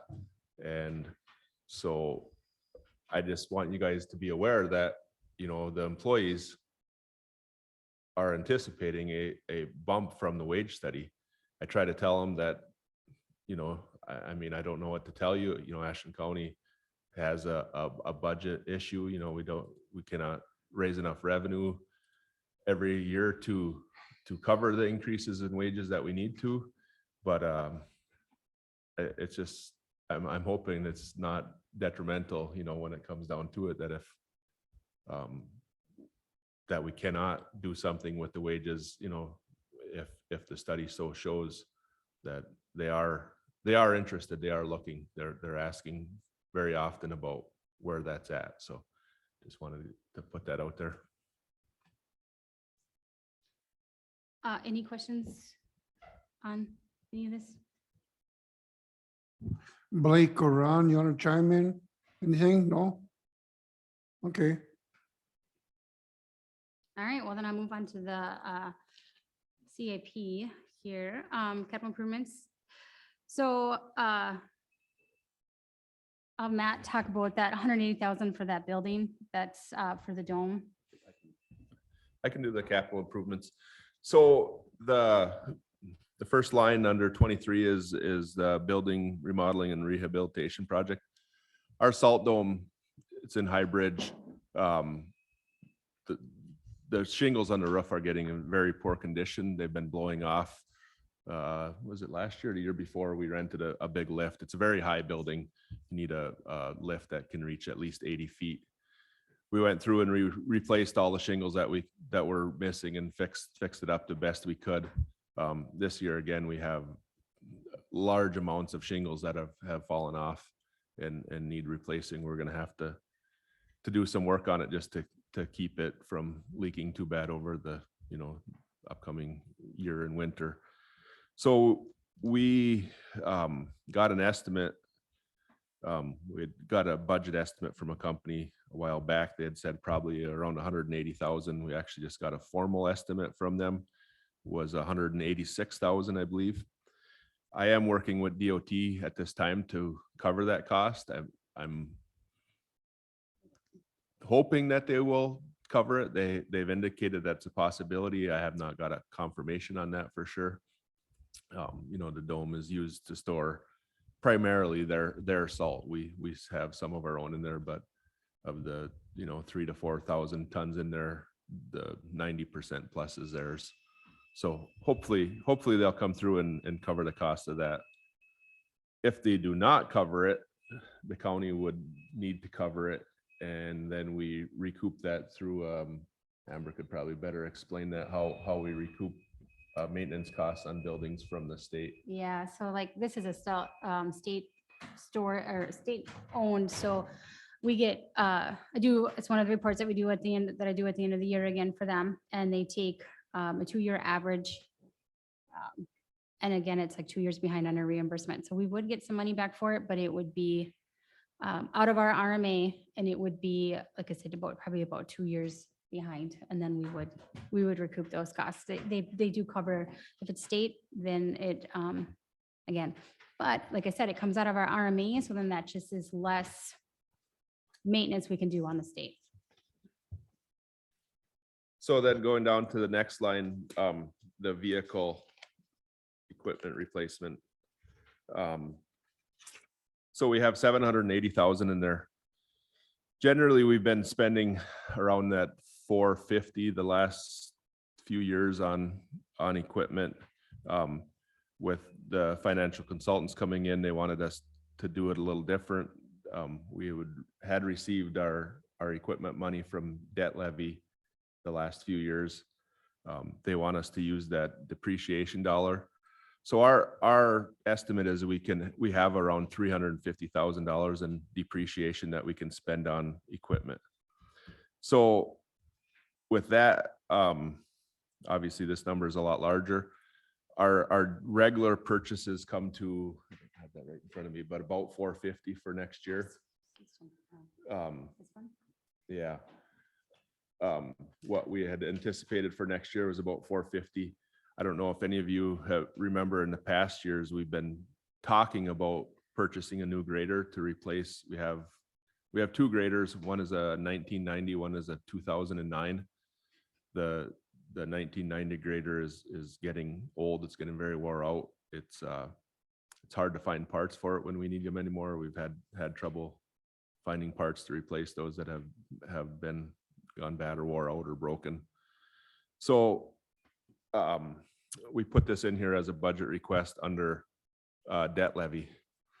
And here's my pitch for debt levy dollars. Dan has indicated possibly that it would be nice for the county to be able to lower the debt levy. I would like to talk about if we could keep the debt levy the same, if we were to still get that $400,000+ out of debt levy for equipment. If we could hold the same, that would still be a win. If you lower the debt levy and in effect lower taxes, that's great. People are happy. If you keep the debt levy the same and keep taxes stable, people are still happy. They're happy with that. They didn't have an increase. If you increase taxes, then people are upset, of course, and do not like to see that. So showing down the road, we know that Ashland County has a budget issue, and we're going to need more money for other things through debt levy down the road to keep up with the road improvements we need. Them costs are going to be going up. So my thought is if we go and lower the debt levy this year, then you have a win. But in 2 years, when you come back and you need to raise it, then that's a loss. So if we could keep the debt levy, the same as we have this year and in the past years, you're basically at a win because you stayed the same. So there's no increase. People are happy. And then you do not have to have that increase down the road where people will be unhappy. So we've been looking for a way for 5+ years to replace this grader that is getting older. And with the change from the financial consultants, Mike and Steve, I can see, I thought maybe this year would be the year to keep that. We could hold that debt levy stable and also replace a piece of equipment that is, badly needed for us. Graders are very important through the winter. If you have an easy winter, not so much, but when you have a hard winter, they are a key component to keeping the roads open and safe for the driving public. So that was that vehicle. We moved down to road and bridge for 2023. It's 1.9 1,918,868. A big portion of that is County Highway E. We've all heard of the federal government came up with the BIL program.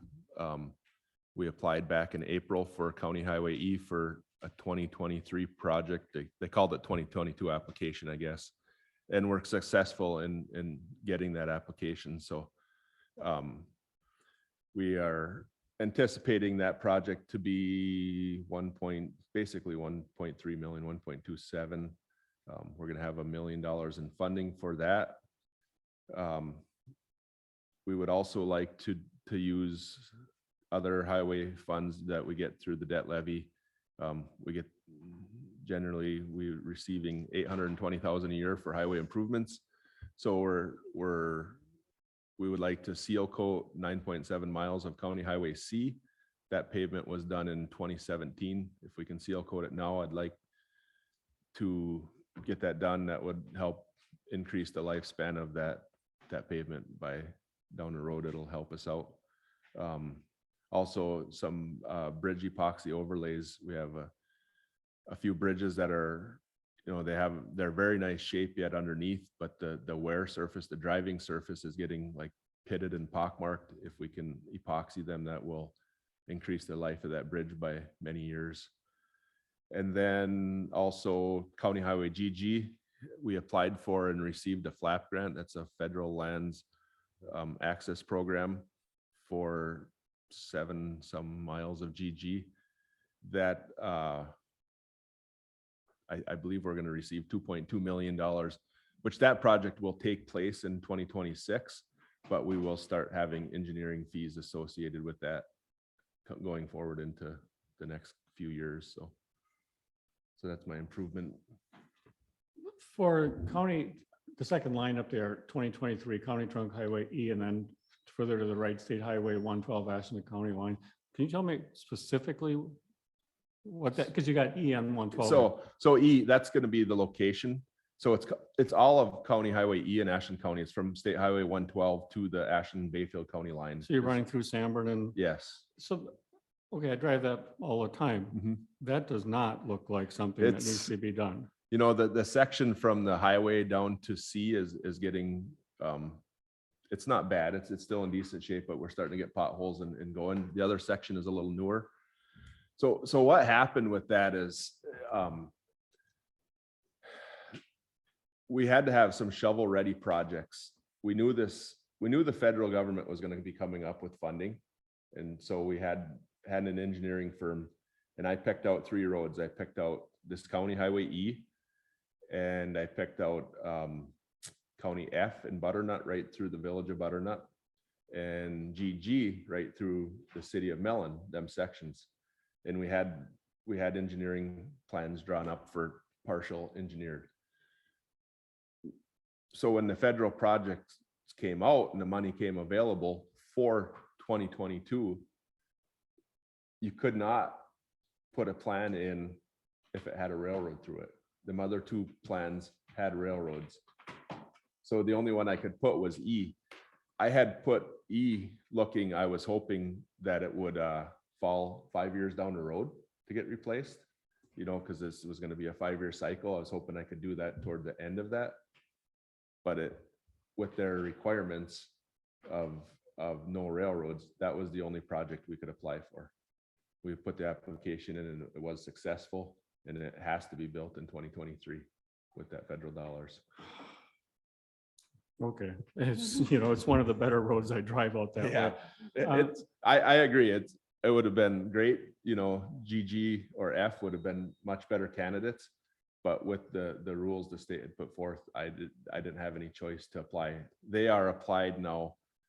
That application for into the future was due in beginning of June, and they are applied for in the future, but I could not use them for that money. Yeah, this is the same drill as after the Great Recession. There was some money available. There's a road on Ashland 11th Street that had been done 10 years earlier, new, and that's the only one that they did. It's a block from my house, but Yes. everybody was like, why that one?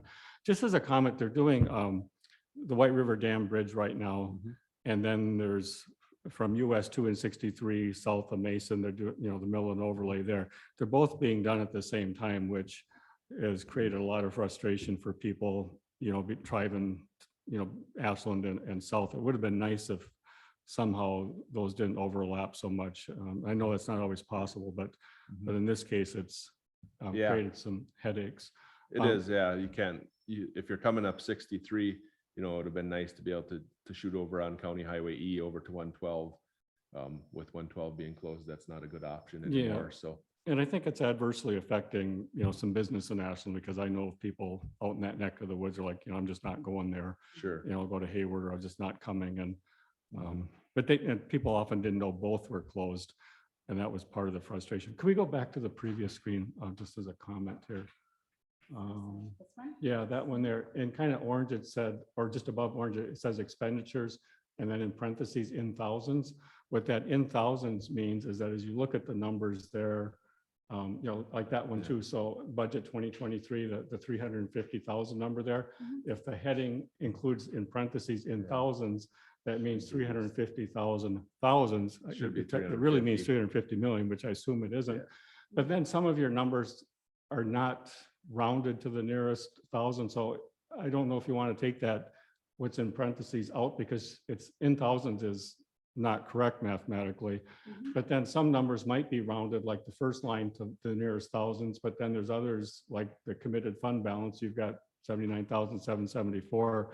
So maybe taking the heading out, or say rounded to nearest thousands in some cases, or just taking it out, or just a note that perhaps some numbers are rounded, but I know the budget well enough to know you don't have 350 million in operations.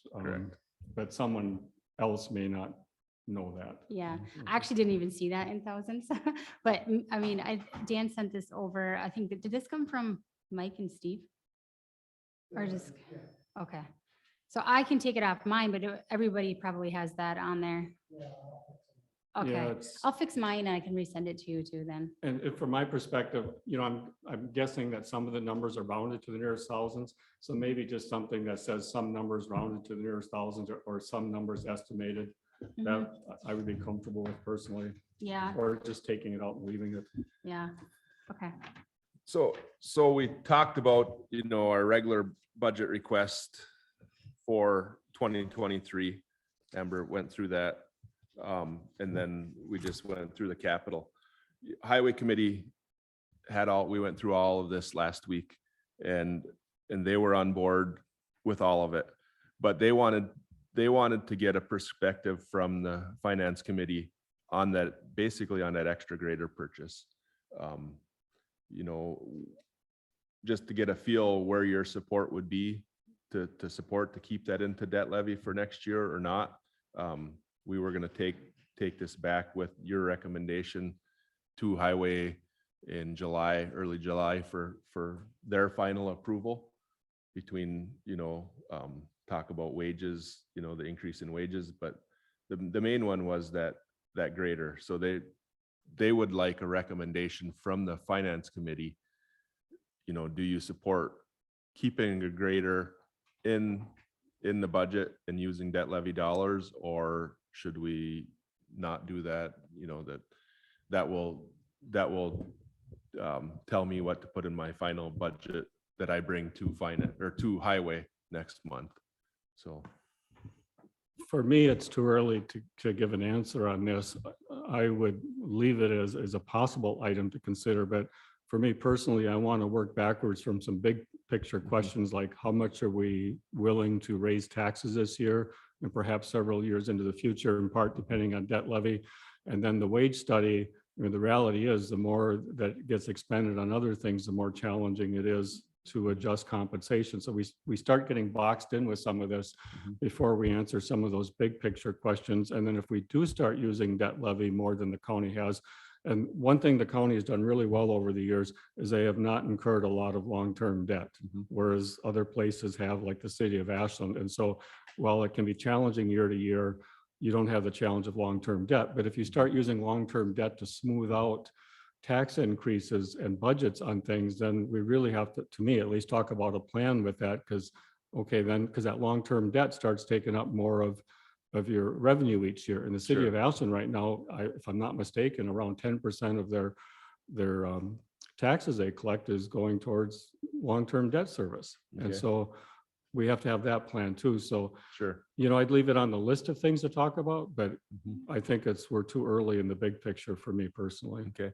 Yeah, I mean, that's what we're looking for, basically. Should we leave it in there or not? Highway did ask me to look into a lease for this grader. I actually got the numbers like as we were walking out the door this morning, so if Amber can probably pull that up.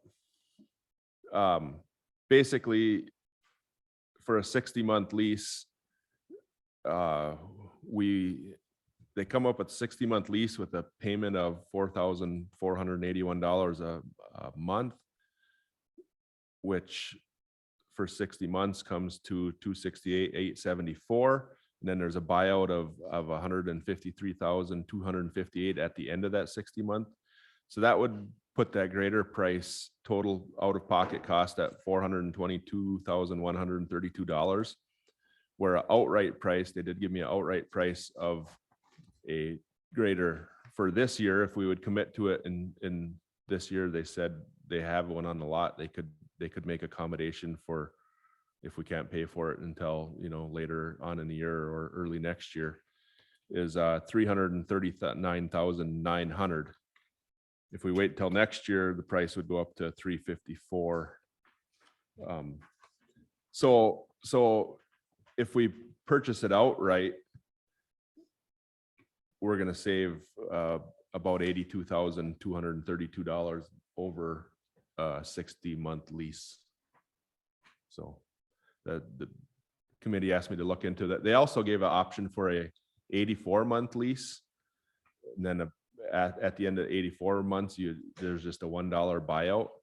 So that comes to $405,279. So that option is cheaper than the 60-month lease. That comes to $422,132. So you're saving that,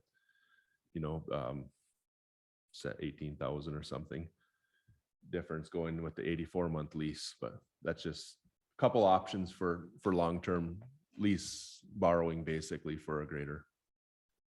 I'd like actually to talk to Northern State Bank, who's our primary lender, and see what it would cost to do just a 5-year loan with Yeah. them, like anybody would do with a car loan instead of doing a car lease. I don't know for the county. I'm also on a town board. They generally borrow money to us for equipment for 3%. Yeah. That's what they So like I to do. think that would be a cheaper option too, especially given inflation. It could and be. Yeah, the that time- would be.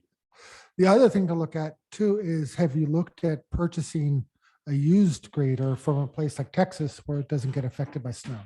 So yeah, we have not looked into an option for a used grader other than through McCoy. McCoy doesn't have anything with under 3,000 hours. That's most of the way out in my book, wore out. I would be interested in a used grader with, 500 hours would be ideal, 750, maybe 1,000 hours tops. After that, you're just buying somebody else's problems. The maintenance issues will eat up any savings that you might incur by going that route. So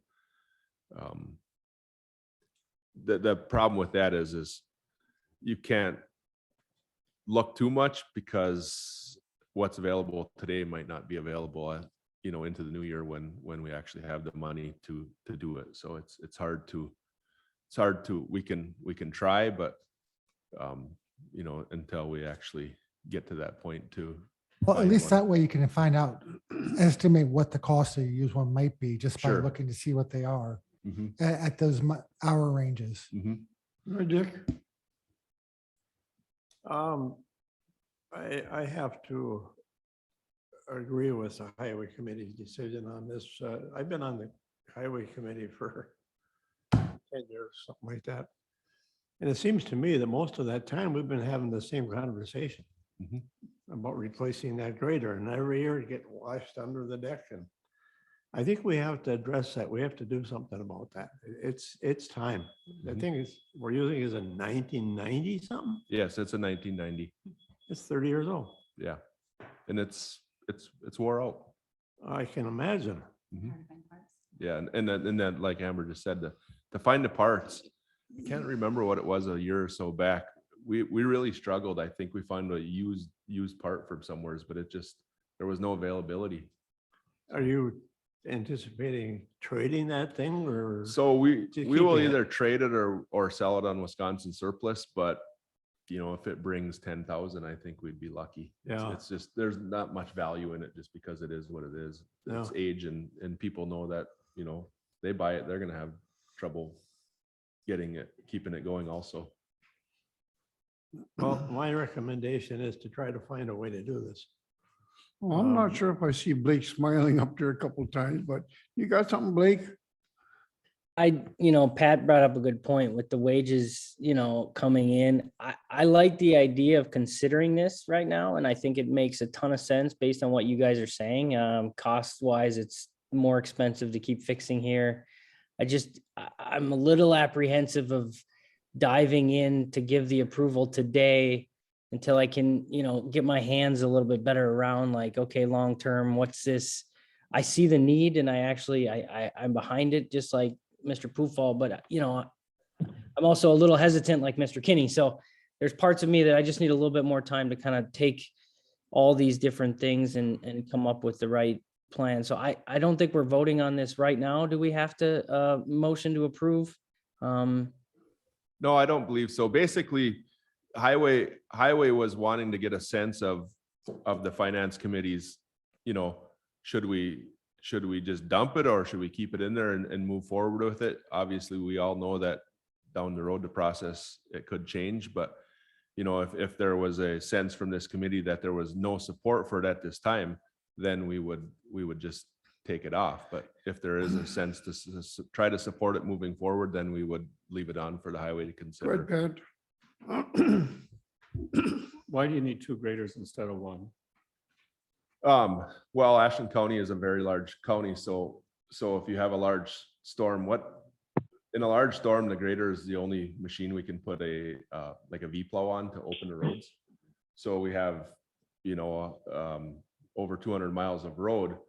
One grader at 10, 15 miles an hour, it takes a long time. Even at 2 graders, we could be looking at long time periods to be able to use it. So it's for snow more so than gravel roads? yeah, so we don't have any gravel roads per se. All of our roads are blacktop.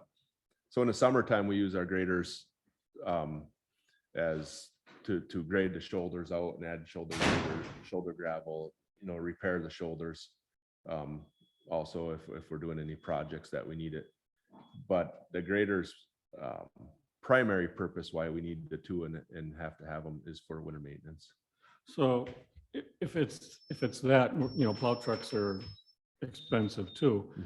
So what I'm curious about, and this might take a little time to number crunch or think about, is the plow trucks you get steady use out of through the winter, and you can haul gravel in them. So they're much more versatile overall.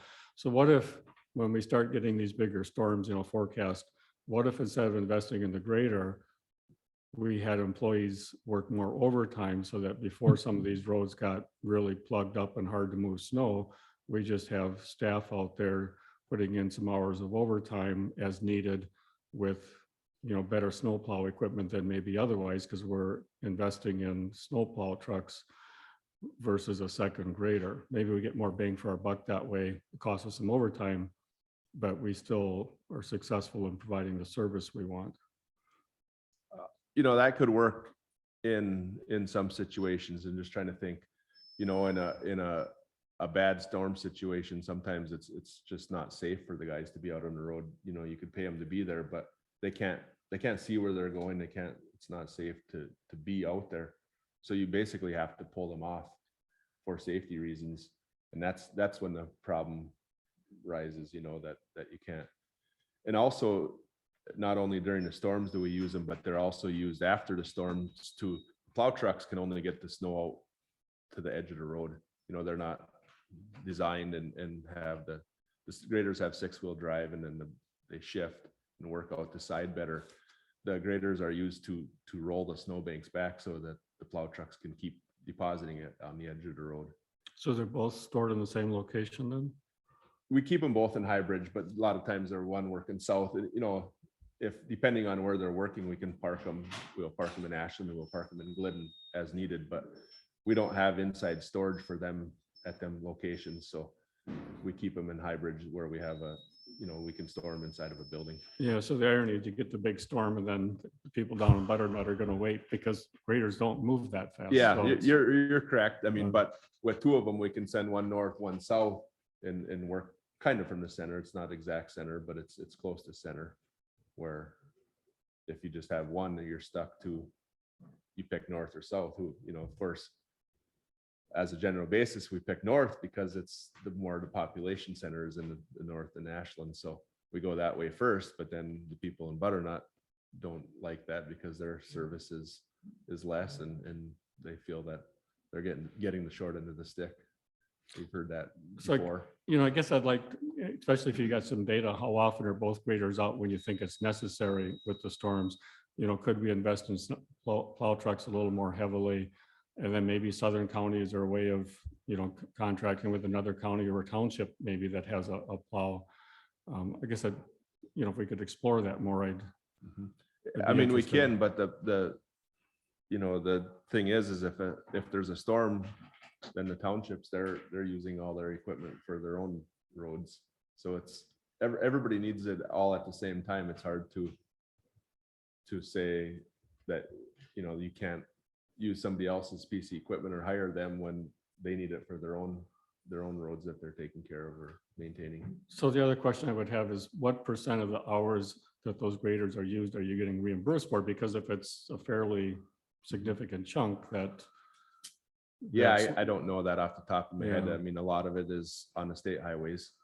And then, you know, we have more miles of state highway than we have miles of county highway. So the bigger percent would be on the state highways than the county highways. Yeah, I just hate to see an expensive piece of equipment sit, Mhm. you know, a fair bit, but if Yeah. we need it, we're getting reimbursed. That's different. Yeah. So that information would be helpful too. Sure. We did discuss on the roads committee that, you know, this grade is 30 years old. It's certainly paid for itself and then some. And we're still expecting it to go out there and do that work, and it's tired, you know. Mhm. Go ahead. And then you got to look at, you know, our second grader, our main grader right now is a 2009, which that's fairly old in its own right, you know, I mean, Okay. so that's just going to keep getting older and older too. So to keep up with, to have a reliable machine, we need to move forward as best we can. Oh, we got Gary Murtig on. He's a chairman of the roads committee. Gary, you Yes. ready? Okay. Yeah, I kind of like the administrator's idea. Let's see, you know, we're talking about 300 and some $1,000 if we want to budget that and pay for it all at once. But let's check with the bank and see what a 5-year loan costs. Then you're not spending it all at once. I mean, we need to replace the grader. There's no doubt in my mind. I live in southern Ashland County. I know what the roads can be like. And Matt's exactly right. You can't put our drivers out on those roads in the midst of the storm. You might be able to do some pre-storm work and after storm, but during the storm, you don't want those plows on the road trying to figure out what part of the road they're on.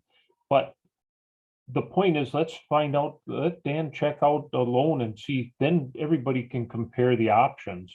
And I'm not advocating that we spend the 300,000 bucks right now, but let's see what the cost is. If the loan over 5 years is X amount of dollars per year, it makes everybody's life easier. Dick? I guess the question is for Dan, if we go down that route of getting a new one, for the little bit that you're gonna get for the old one, aren't we better off just to keep it? You know, I would say no, because before too long, it's going to cost more than it's worth again. You know, we're going to be putting a engine in it or a transmission or a rear end or something of that nature that, Okay. you know, we can sell it and get the $10,000 and walk away and be happy. But, you know, a new engine, we put an engine in the skid steer, which is much smaller than that a year and a half ago. That cost $25,000. Yeah. So we could potentially have huge bills in a machine Well, I just posed a question to you because Yeah. you're on top of it. You would know. Yeah. Yeah, I would just as soon see it gone so we don't incur liability, you throw an engine at that point, you're probably just gonna sell it for scrap for $1,000 or something. So, Yeah. Right. So do we want to direct Dan to check out what the rates over to bank would be? And just put this on hold for now, but still keep it in the queue? Or what's the board think? What's this, Pat? I'll make a motion to be direct the administrator look into financing this through Northern State Bank. I second that. Blake seconds. Any further discussion? All those in favor, say aye. I, Opposed? Motion carried. Thank you. It's already 10 after 11, so we're getting kind of into this budget thing here. And wow, when I come to these meetings, I tell the wife, I says 9 to noon. So I'm in that parameter. Okay. Thanks, Matt and Amber. yes, thank you. Appreciate it. Matt, or Amber rather, there was some updated information on that PowerPoint. Could you forward that to the committee, please? Yeah, I uploaded it all this morning. Oh, to- okay. So So it is on, right, on Okay, that, in then- that folder, so. Okay, that's great then. I just wanted to share because I had it all together. It'd be easy to flip back and forth. Okay, I just want to make sure they have access to it later. That's all. Yes, no problem. Thank you.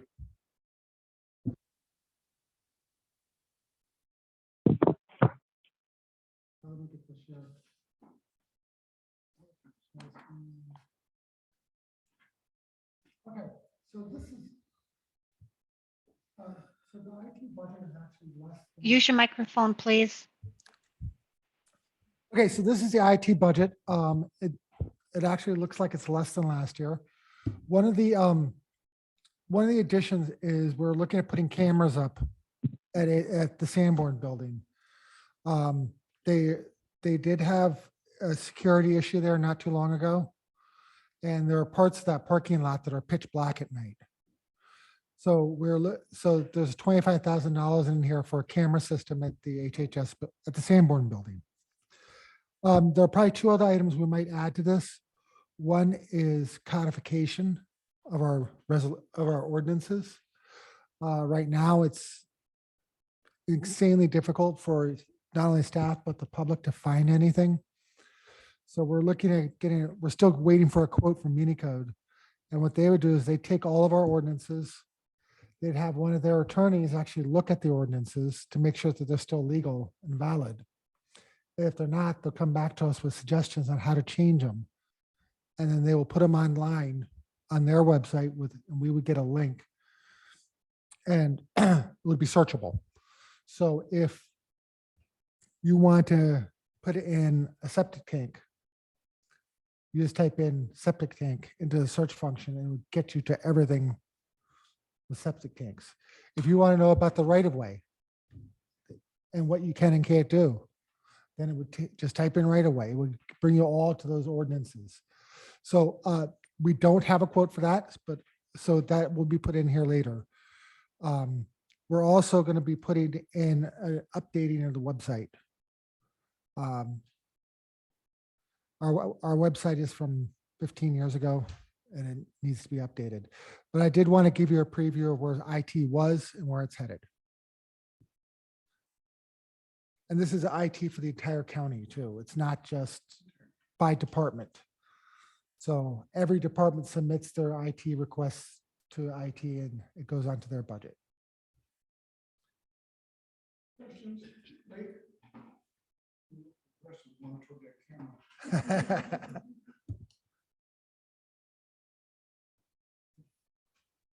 the upgrades to the website, and making it more searchable, friendly would, I think, be nice. I have really struggled to find things I've been looking for on there at times. Yeah, that's part of it. It will be more searchable, more user-friendly.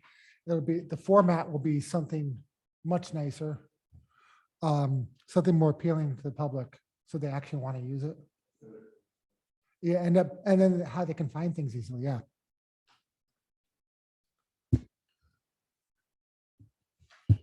That's discussion only. Yeah, discussion only. Okay. Just, I'm bringing these things to you as I get them. Some of them we're not gonna obviously talk too much about until the department comes here.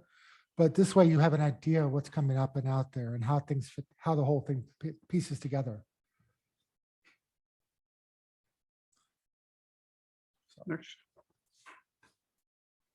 So next item, Other 23 budget for other departments. okay. So forestry turned theirs in. This has not gone to the forestry committee yet for any kind of approval. So, I only have it here because I got it already, but forestry has not looked at their budget yet.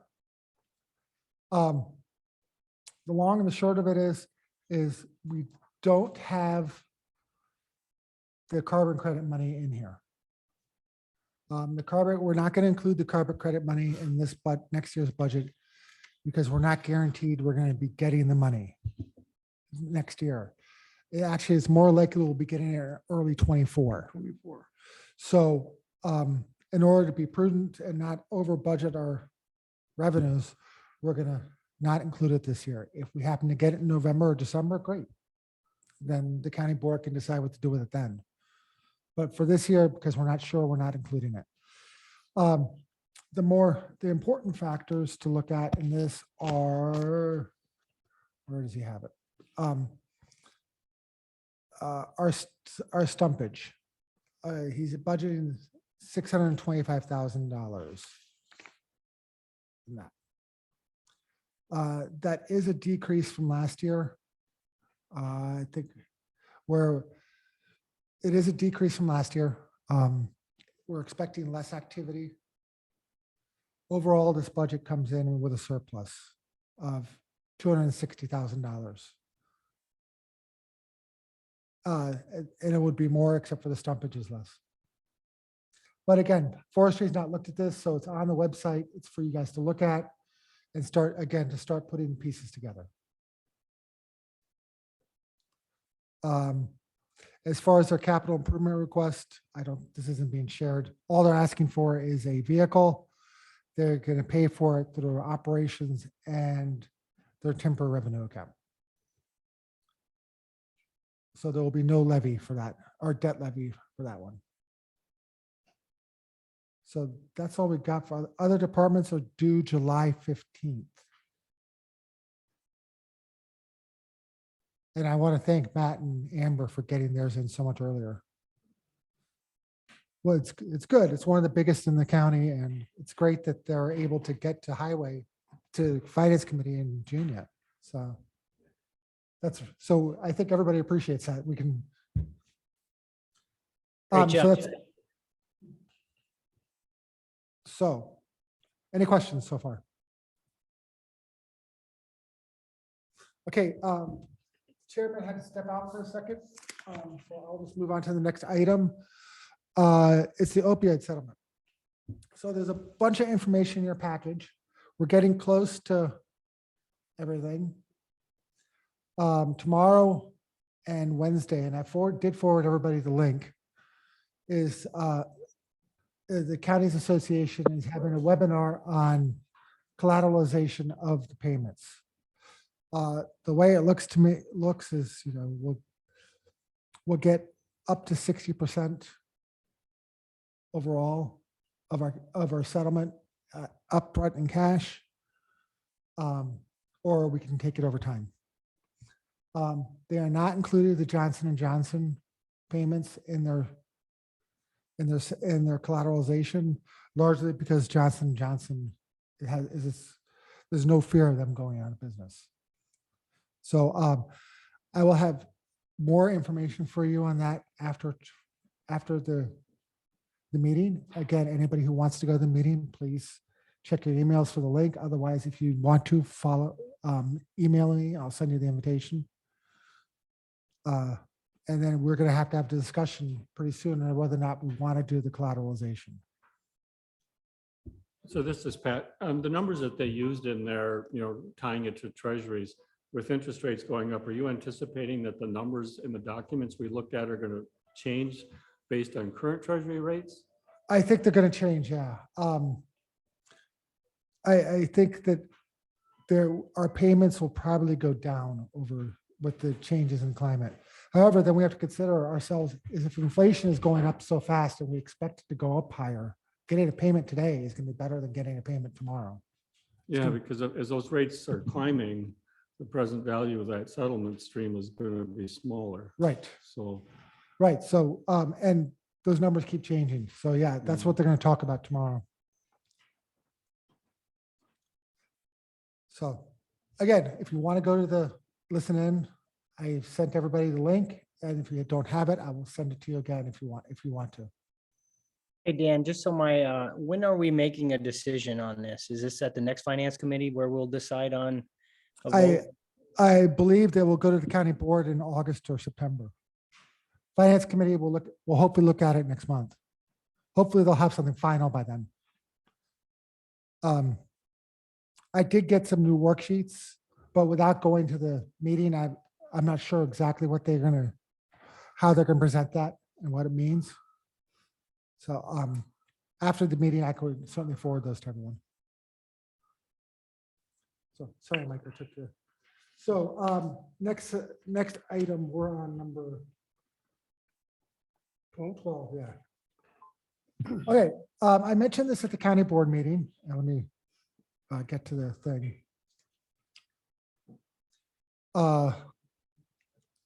Sorry. And then share screen. So on July 18th, we have 6 employees going to UW Green Bay for a conference. It's just a one-day thing at the Radisson in Green Bay, and it's about municipal fraud. Specifically, they're talking about Dixon, Illinois, where the clerk there, treasurer there, stole $53 million, and she did it in a very, very easy ways. I did include the Wikipedia page on the woman in the packet. Our auditors highly recommended that we send people to this. I did this thing a couple of years ago myself, and where the real benefit comes from happening is from the discussion afterwards. I mean, you can go on if you have a Roku or a Chromecast or Amazon, whatever their streaming stick is. You can look up this movie and it's on a bunch of channels for free. So, but the real benefit comes from the people, from everybody talking to everybody else and talking about examples that they've seen or heard of and weaknesses that they've seen or heard of. You know, when I was in Abbotsford, we had a problem with cash. Our software there, and we ended up changing software because we discovered this, that our software there enabled you to actually change the dollar amount on a receipt or use a receipt number twice. So I get a receipt number 1002, and it was for receiving $1,000. Then you could go back later in the day and go to receipt number 1002 and change it to $50. And all of a sudden that $950 disappeared in the computer system. And so people were able to manipulate the system through that. So we ended up changing software and we went to Civic Systems where it records every single movement. So every single keyboard is recorded, type is recorded and who did it and when, and then Civics can actually go backwards and look at the records to find out if there's a problem. So I think it's important all these that we're sending people there. We're having Missy from the sheriffs, Karen and Heather in the clerk's office, Pete from HHS, Lexi from the clerk of courts. The clerk of courts recently had their own fraud. Now it was a different kind of fraud. They must have reimbursed somebody a check for some court fine or something, and they sent them a check, and somebody made copies of that check. They literally made a fake check using the information on there, and they were passing them out all over the South. So there would be checks cashed in Atlanta, and then Memphis, and then somewhere in Florida. We ended up, we caught it, and the Northern State Bank and the Federal Reserve got everything reimbursed to us. But it's an example of how fraud is out there. So, people are going to be talking about these things too that happened at this meeting. So it's something we're doing to keep, so everybody understands the issues out there and how to prevent them. So that'll be on July 18th. A bunch of several staff are going to that. And I just wanted the Finance Committee to know that we're working on it. So what's, those are, well, we could send more, but those are in the finance, people who work with finances, those are the 6 that are able to go. Other people have vacations set. The treasurer's office has July settlements, so they can't go. So, everybody who's available is going. And I think with 6 people going, that's enough people to bring back for discussion to everybody else too. And since I'm not able to go, I will go online and watch it though, at least so I can see this video. Right, and then you So can talk to I'm the, glad to know it's on there. Yeah. and then you could talk to everybody afterwards about how the discussion went. Absolutely. So, Thank you, Dan. This is a big deal, especially for a community like us with different systems and manual processes. So thanks for spearheading this. thank you. M3 insurance. Oh, Are we M3 done with insurance. that, or- Yeah. M3 insurance. Yeah, let me bring that up. This is not the fun one. Let's see. Sure. This is in your packets, but I'll share it on the screen. So we are, as of, this is, I believe, the end of May. Yeah, as of May 31st. We're at 117%. So we are losing money on insurance still. We're down $230,000. Now, I will point out these numbers fluctuate. If you look at the bar graph below, you can see how February was a great month, insurance wise. January wasn't even too bad. But these numbers will go up and down. But I guess what we're looking at is the cost of insurance is going up $2,000 a year. So, and we'll know better in September, October where it's at.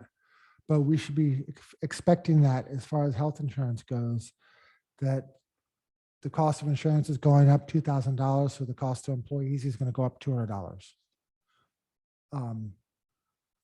So that's sort of where we're headed. Well, And this is certainly going to jump into the 6 or 8% increase that we're Right. trying to give them for 2023. yeah, it's going to jump into all of that. Yeah. So, which is one of the reasons why I glad highway came in at the high end of wage increases, because, it's good that we know that they're using the money efficiently, but and by the way, you did your insurance rate 5% increase, right? Whatever you wrote on that memo to us is what I used. Was that 5%? Yeah. Okay, yeah. Yeah. So everybody's budgeted a 5% increase, which is good. So there's going to be less of a gap to shrink because they're already accounting for that in their budgets. Yep, that's in that was in that number that we went over. I did Right. increase that, and then life insurance, like based on Right. the wages. So I did Right. I did include all that. Right. And the final number may not be $2,000 increase. It may be $1,000 increase. We can all cross our fingers, but all the departments are budgeting a 5% increase in insurance. So the numbers you're seeing here reflect that. So if the cost of insurance is more, there's less of a gap to shrink, is what I'm saying. So as soon as I get back from vacation, I have a meeting with M3 where they're going to give us preliminary numbers for next year. So I believe that meeting's on July. I'd have to look at my calendar, but I think it's the week of July 18th. So, really our costs on the medical claims are what's killing us. yes, And Yes. so we talked a little bit about this, but making all of the departments aware of this is important, I think, early on. Just to show every employee about, hey, here's how, because this is again, what's going to impact the wage conversation. So we need to be on the table with this in front of everyone so they can see like, hey, you guys, this is what's happening to our expenses on the insurance side. Just so, you know, when these conversations are happening, everyone feels like they're being, you know, given all the information. Yeah, and next month we can actually send this one to everybody.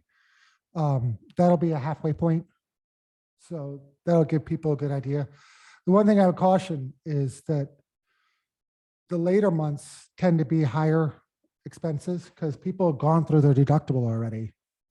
And so they're going to wait. If they need their knee scoped, they're going to wait till the deductible is gone and get the more higher priced stuff. We set aside, was it $3.5 million this year, hoping that 3.6, 3 6.4, I think it was. So we set that much aside thinking hopefully we were on the side of caution by a few $100,000. And as you said, you know, as people meet deductibles later in the year, you know, the numbers tend to go up. So how are we going to fill the gap if we end up with a gap, especially, you know, a few $100,000? And then I assume in the budget next year, we're going to have to set aside a bigger number than we did this year. So we've got to put that into the budget. And all of that is part of compensation. And so part of the conversation is we got a wage study, which in some ways, those are two things, one of which will compare to other counties and entities, but it'll also give us an idea of the employees we have, how the compensation among them might change. One person might see a substantial increase, someone else might be, geez, you know, a smaller increase, or, you know, even in the other direction, you know, sometimes with wage studies. So we've got all of that to deal with too, but that whole pool of money is what we have to, you know, at some point decide on. And this insurance is no small part. Yeah, and you know, one of the things that M3 is looking at is one, cutting a deal with, say, Walgreens or whatever, that you get a better price for going there than you do if you go to a different pharmacy. Because they'll charge us cheaper. The other thing is they're looking at possible drug exclusions. I mean, there are drugs out there that cost the county literally $80,000 a year. Yeah. We have other drugs out there that cost us 50 grand a year. So, you know, that may be part of the solution. We could look at incentivizing people to get care at other places. So if it's cheaper to go down to La Crosse to get, again, say, your knee scoped, you know, the county can incentivize them by paying for the travel expenses, giving them the time off without charging their vacation or sick leave. You know, there are ways we can do things that maybe help us offset that. You know, there's some other things we can do. I mean, it's just. Have we talked about like the healthy options of like, because there's like at my company, they're always pushing, you know, if you work out, we'll pay for your gym, you know, if you know, just if you eat healthy, or if you're getting certain things that it's hard to monetize, but it helps us overall as a, I don't know. Yeah, and a wellness plan will be coming from M3 for next year's insurance. So there's a lot of things we can look at to change things, but none of them are going to be popular. I'm going to be honest. I mean, the fact is we can't control the inflation in the medical industry, and that's really what's driving a lot of what we see on the screen here. Is, you know, COVID did a number on the medical industry. I mean, I'm getting a text now from my provider saying, "Oh, you have an appointment coming now." I'm like, well, I didn't make an appointment. They're automatically making them for you and telling you have them. And so we're trying to charm patients also and get increase their revenue. It's going to be tough. I'm sorry. Oh. Did it shut off? Please use your microphone. Yeah, sorry, Lori, it shut off. So no, anyhow, there's gonna be a lot of hard choices and we'll get those in September or so where we're at. And I can tell you, nobody's gonna be happy about them. But the numbers are what they are. I mean, the cost of insurance is going up dramatically. And unless we incentivize people to use their insurance more effectively, then, it's going to keep going up. One thing to think about that I know some municipalities do is if you take your spouse's insurance instead of our insurance, we'll give you a premium pay. So you get an extra, 5,000 or 8,000, whatever it is, to take your spouse's insurance. Some people, that's could be a great deal because they'll get their spouse's insurance. The difference is they'll make money on it. Other people, it won't be a great deal. So, but that's something for us to consider too. And that's something M3 will consider in their presentation. So I don't know, do we have any questions about healthcare? Yeah, sorry, it's not a fun topic. Mr. Pavol?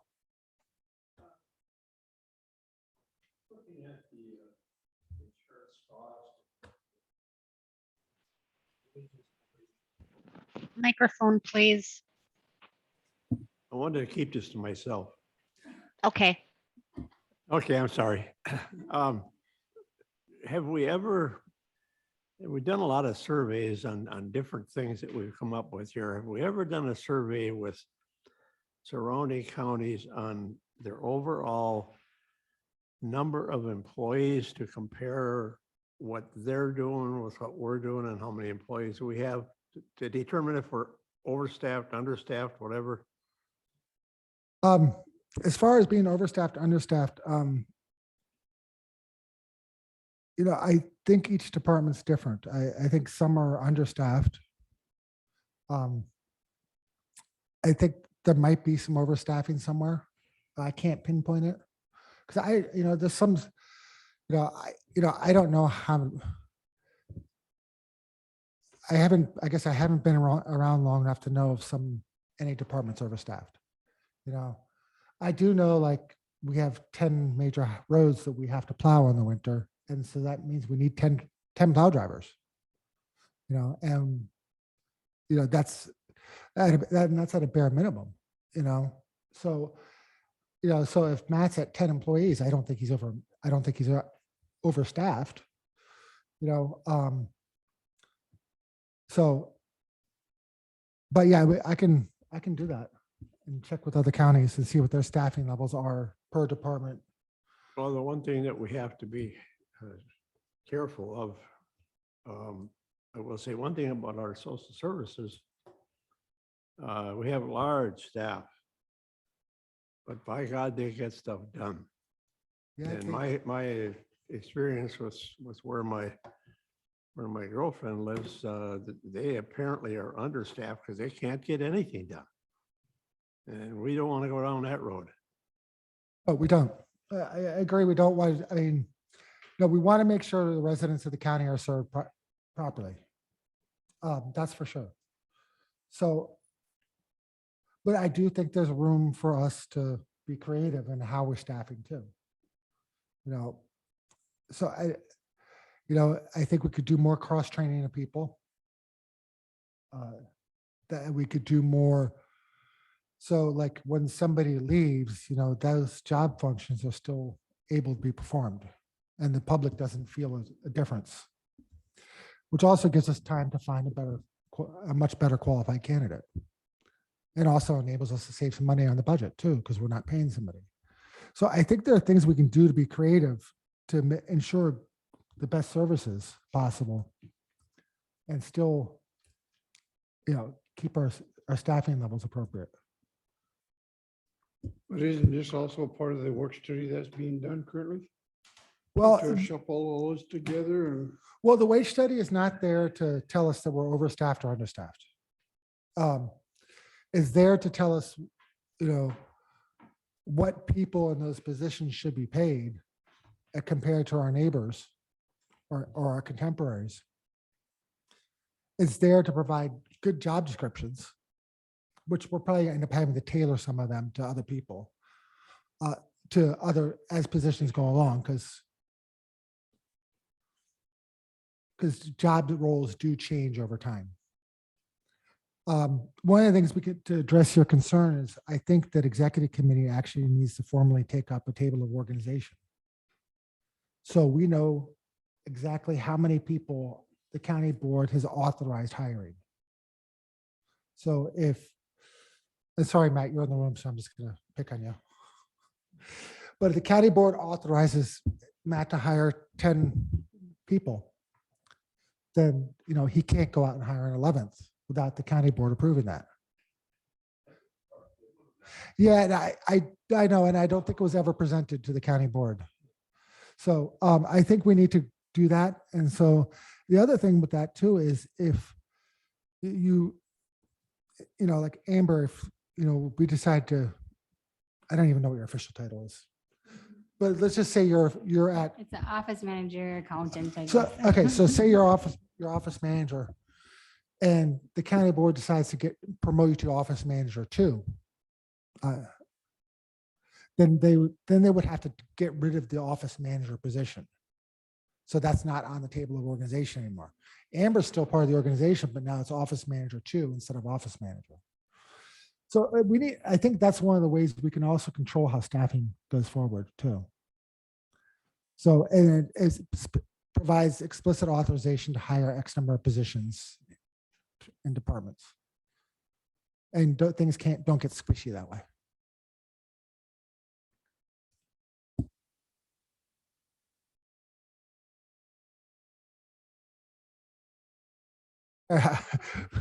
Yeah, no kidding.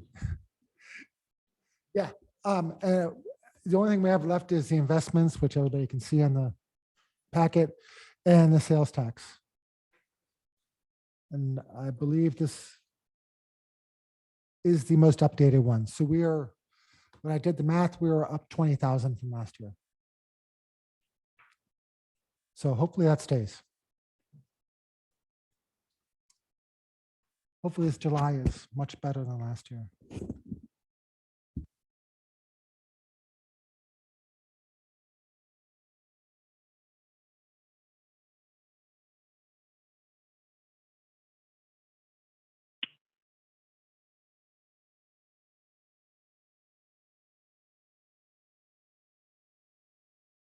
The current one in your packet, you might have had the one ending in May, because we just got this and uploaded it to the packet. So the most current version's online.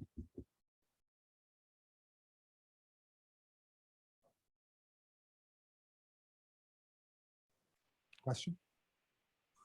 Well, just the last 3 months, the sales tax is declining compared to a year ago, despite the inflation we have. Yeah.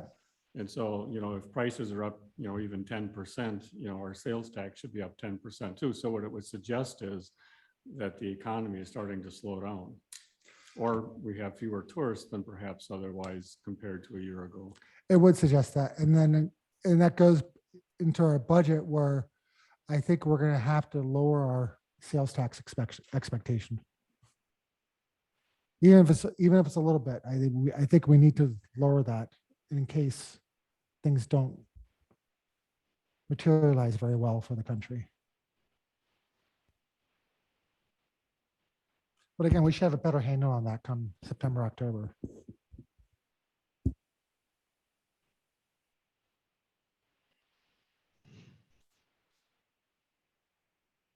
Any other questions on this sales tax report? Anyone? Wait, I'm okay. Ron? Move on. Verbal update.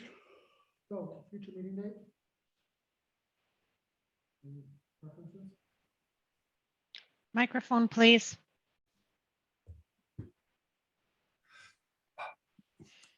Okay, future meeting dates, any preferences? I'm open.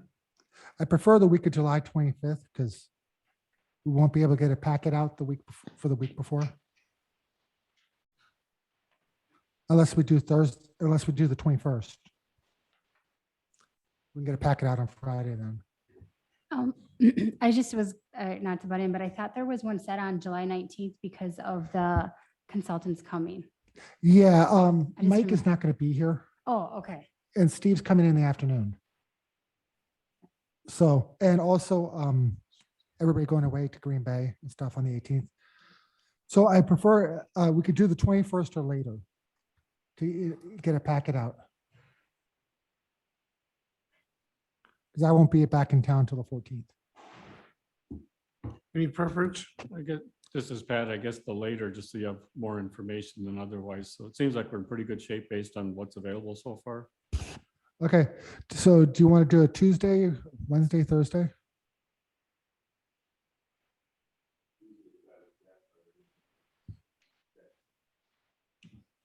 So I guess it would have to be the 27th or 28th. What's on the calendar? 27th to 28th. Here we go. Yeah, both of those days are open on the calendar. Pick one. 28. All right, Thursday, the 28th is the next meeting. Lori, can you please put that on the calendar? Yes, I will.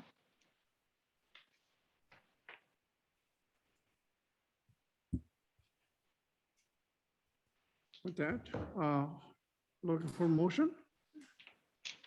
This is Pat, I'll make a motion to adjourn. I second. All those in favor signify by saying aye. Aye. Aye. Opposed? Motion carried. Thank you for your patience. It's all roads fault.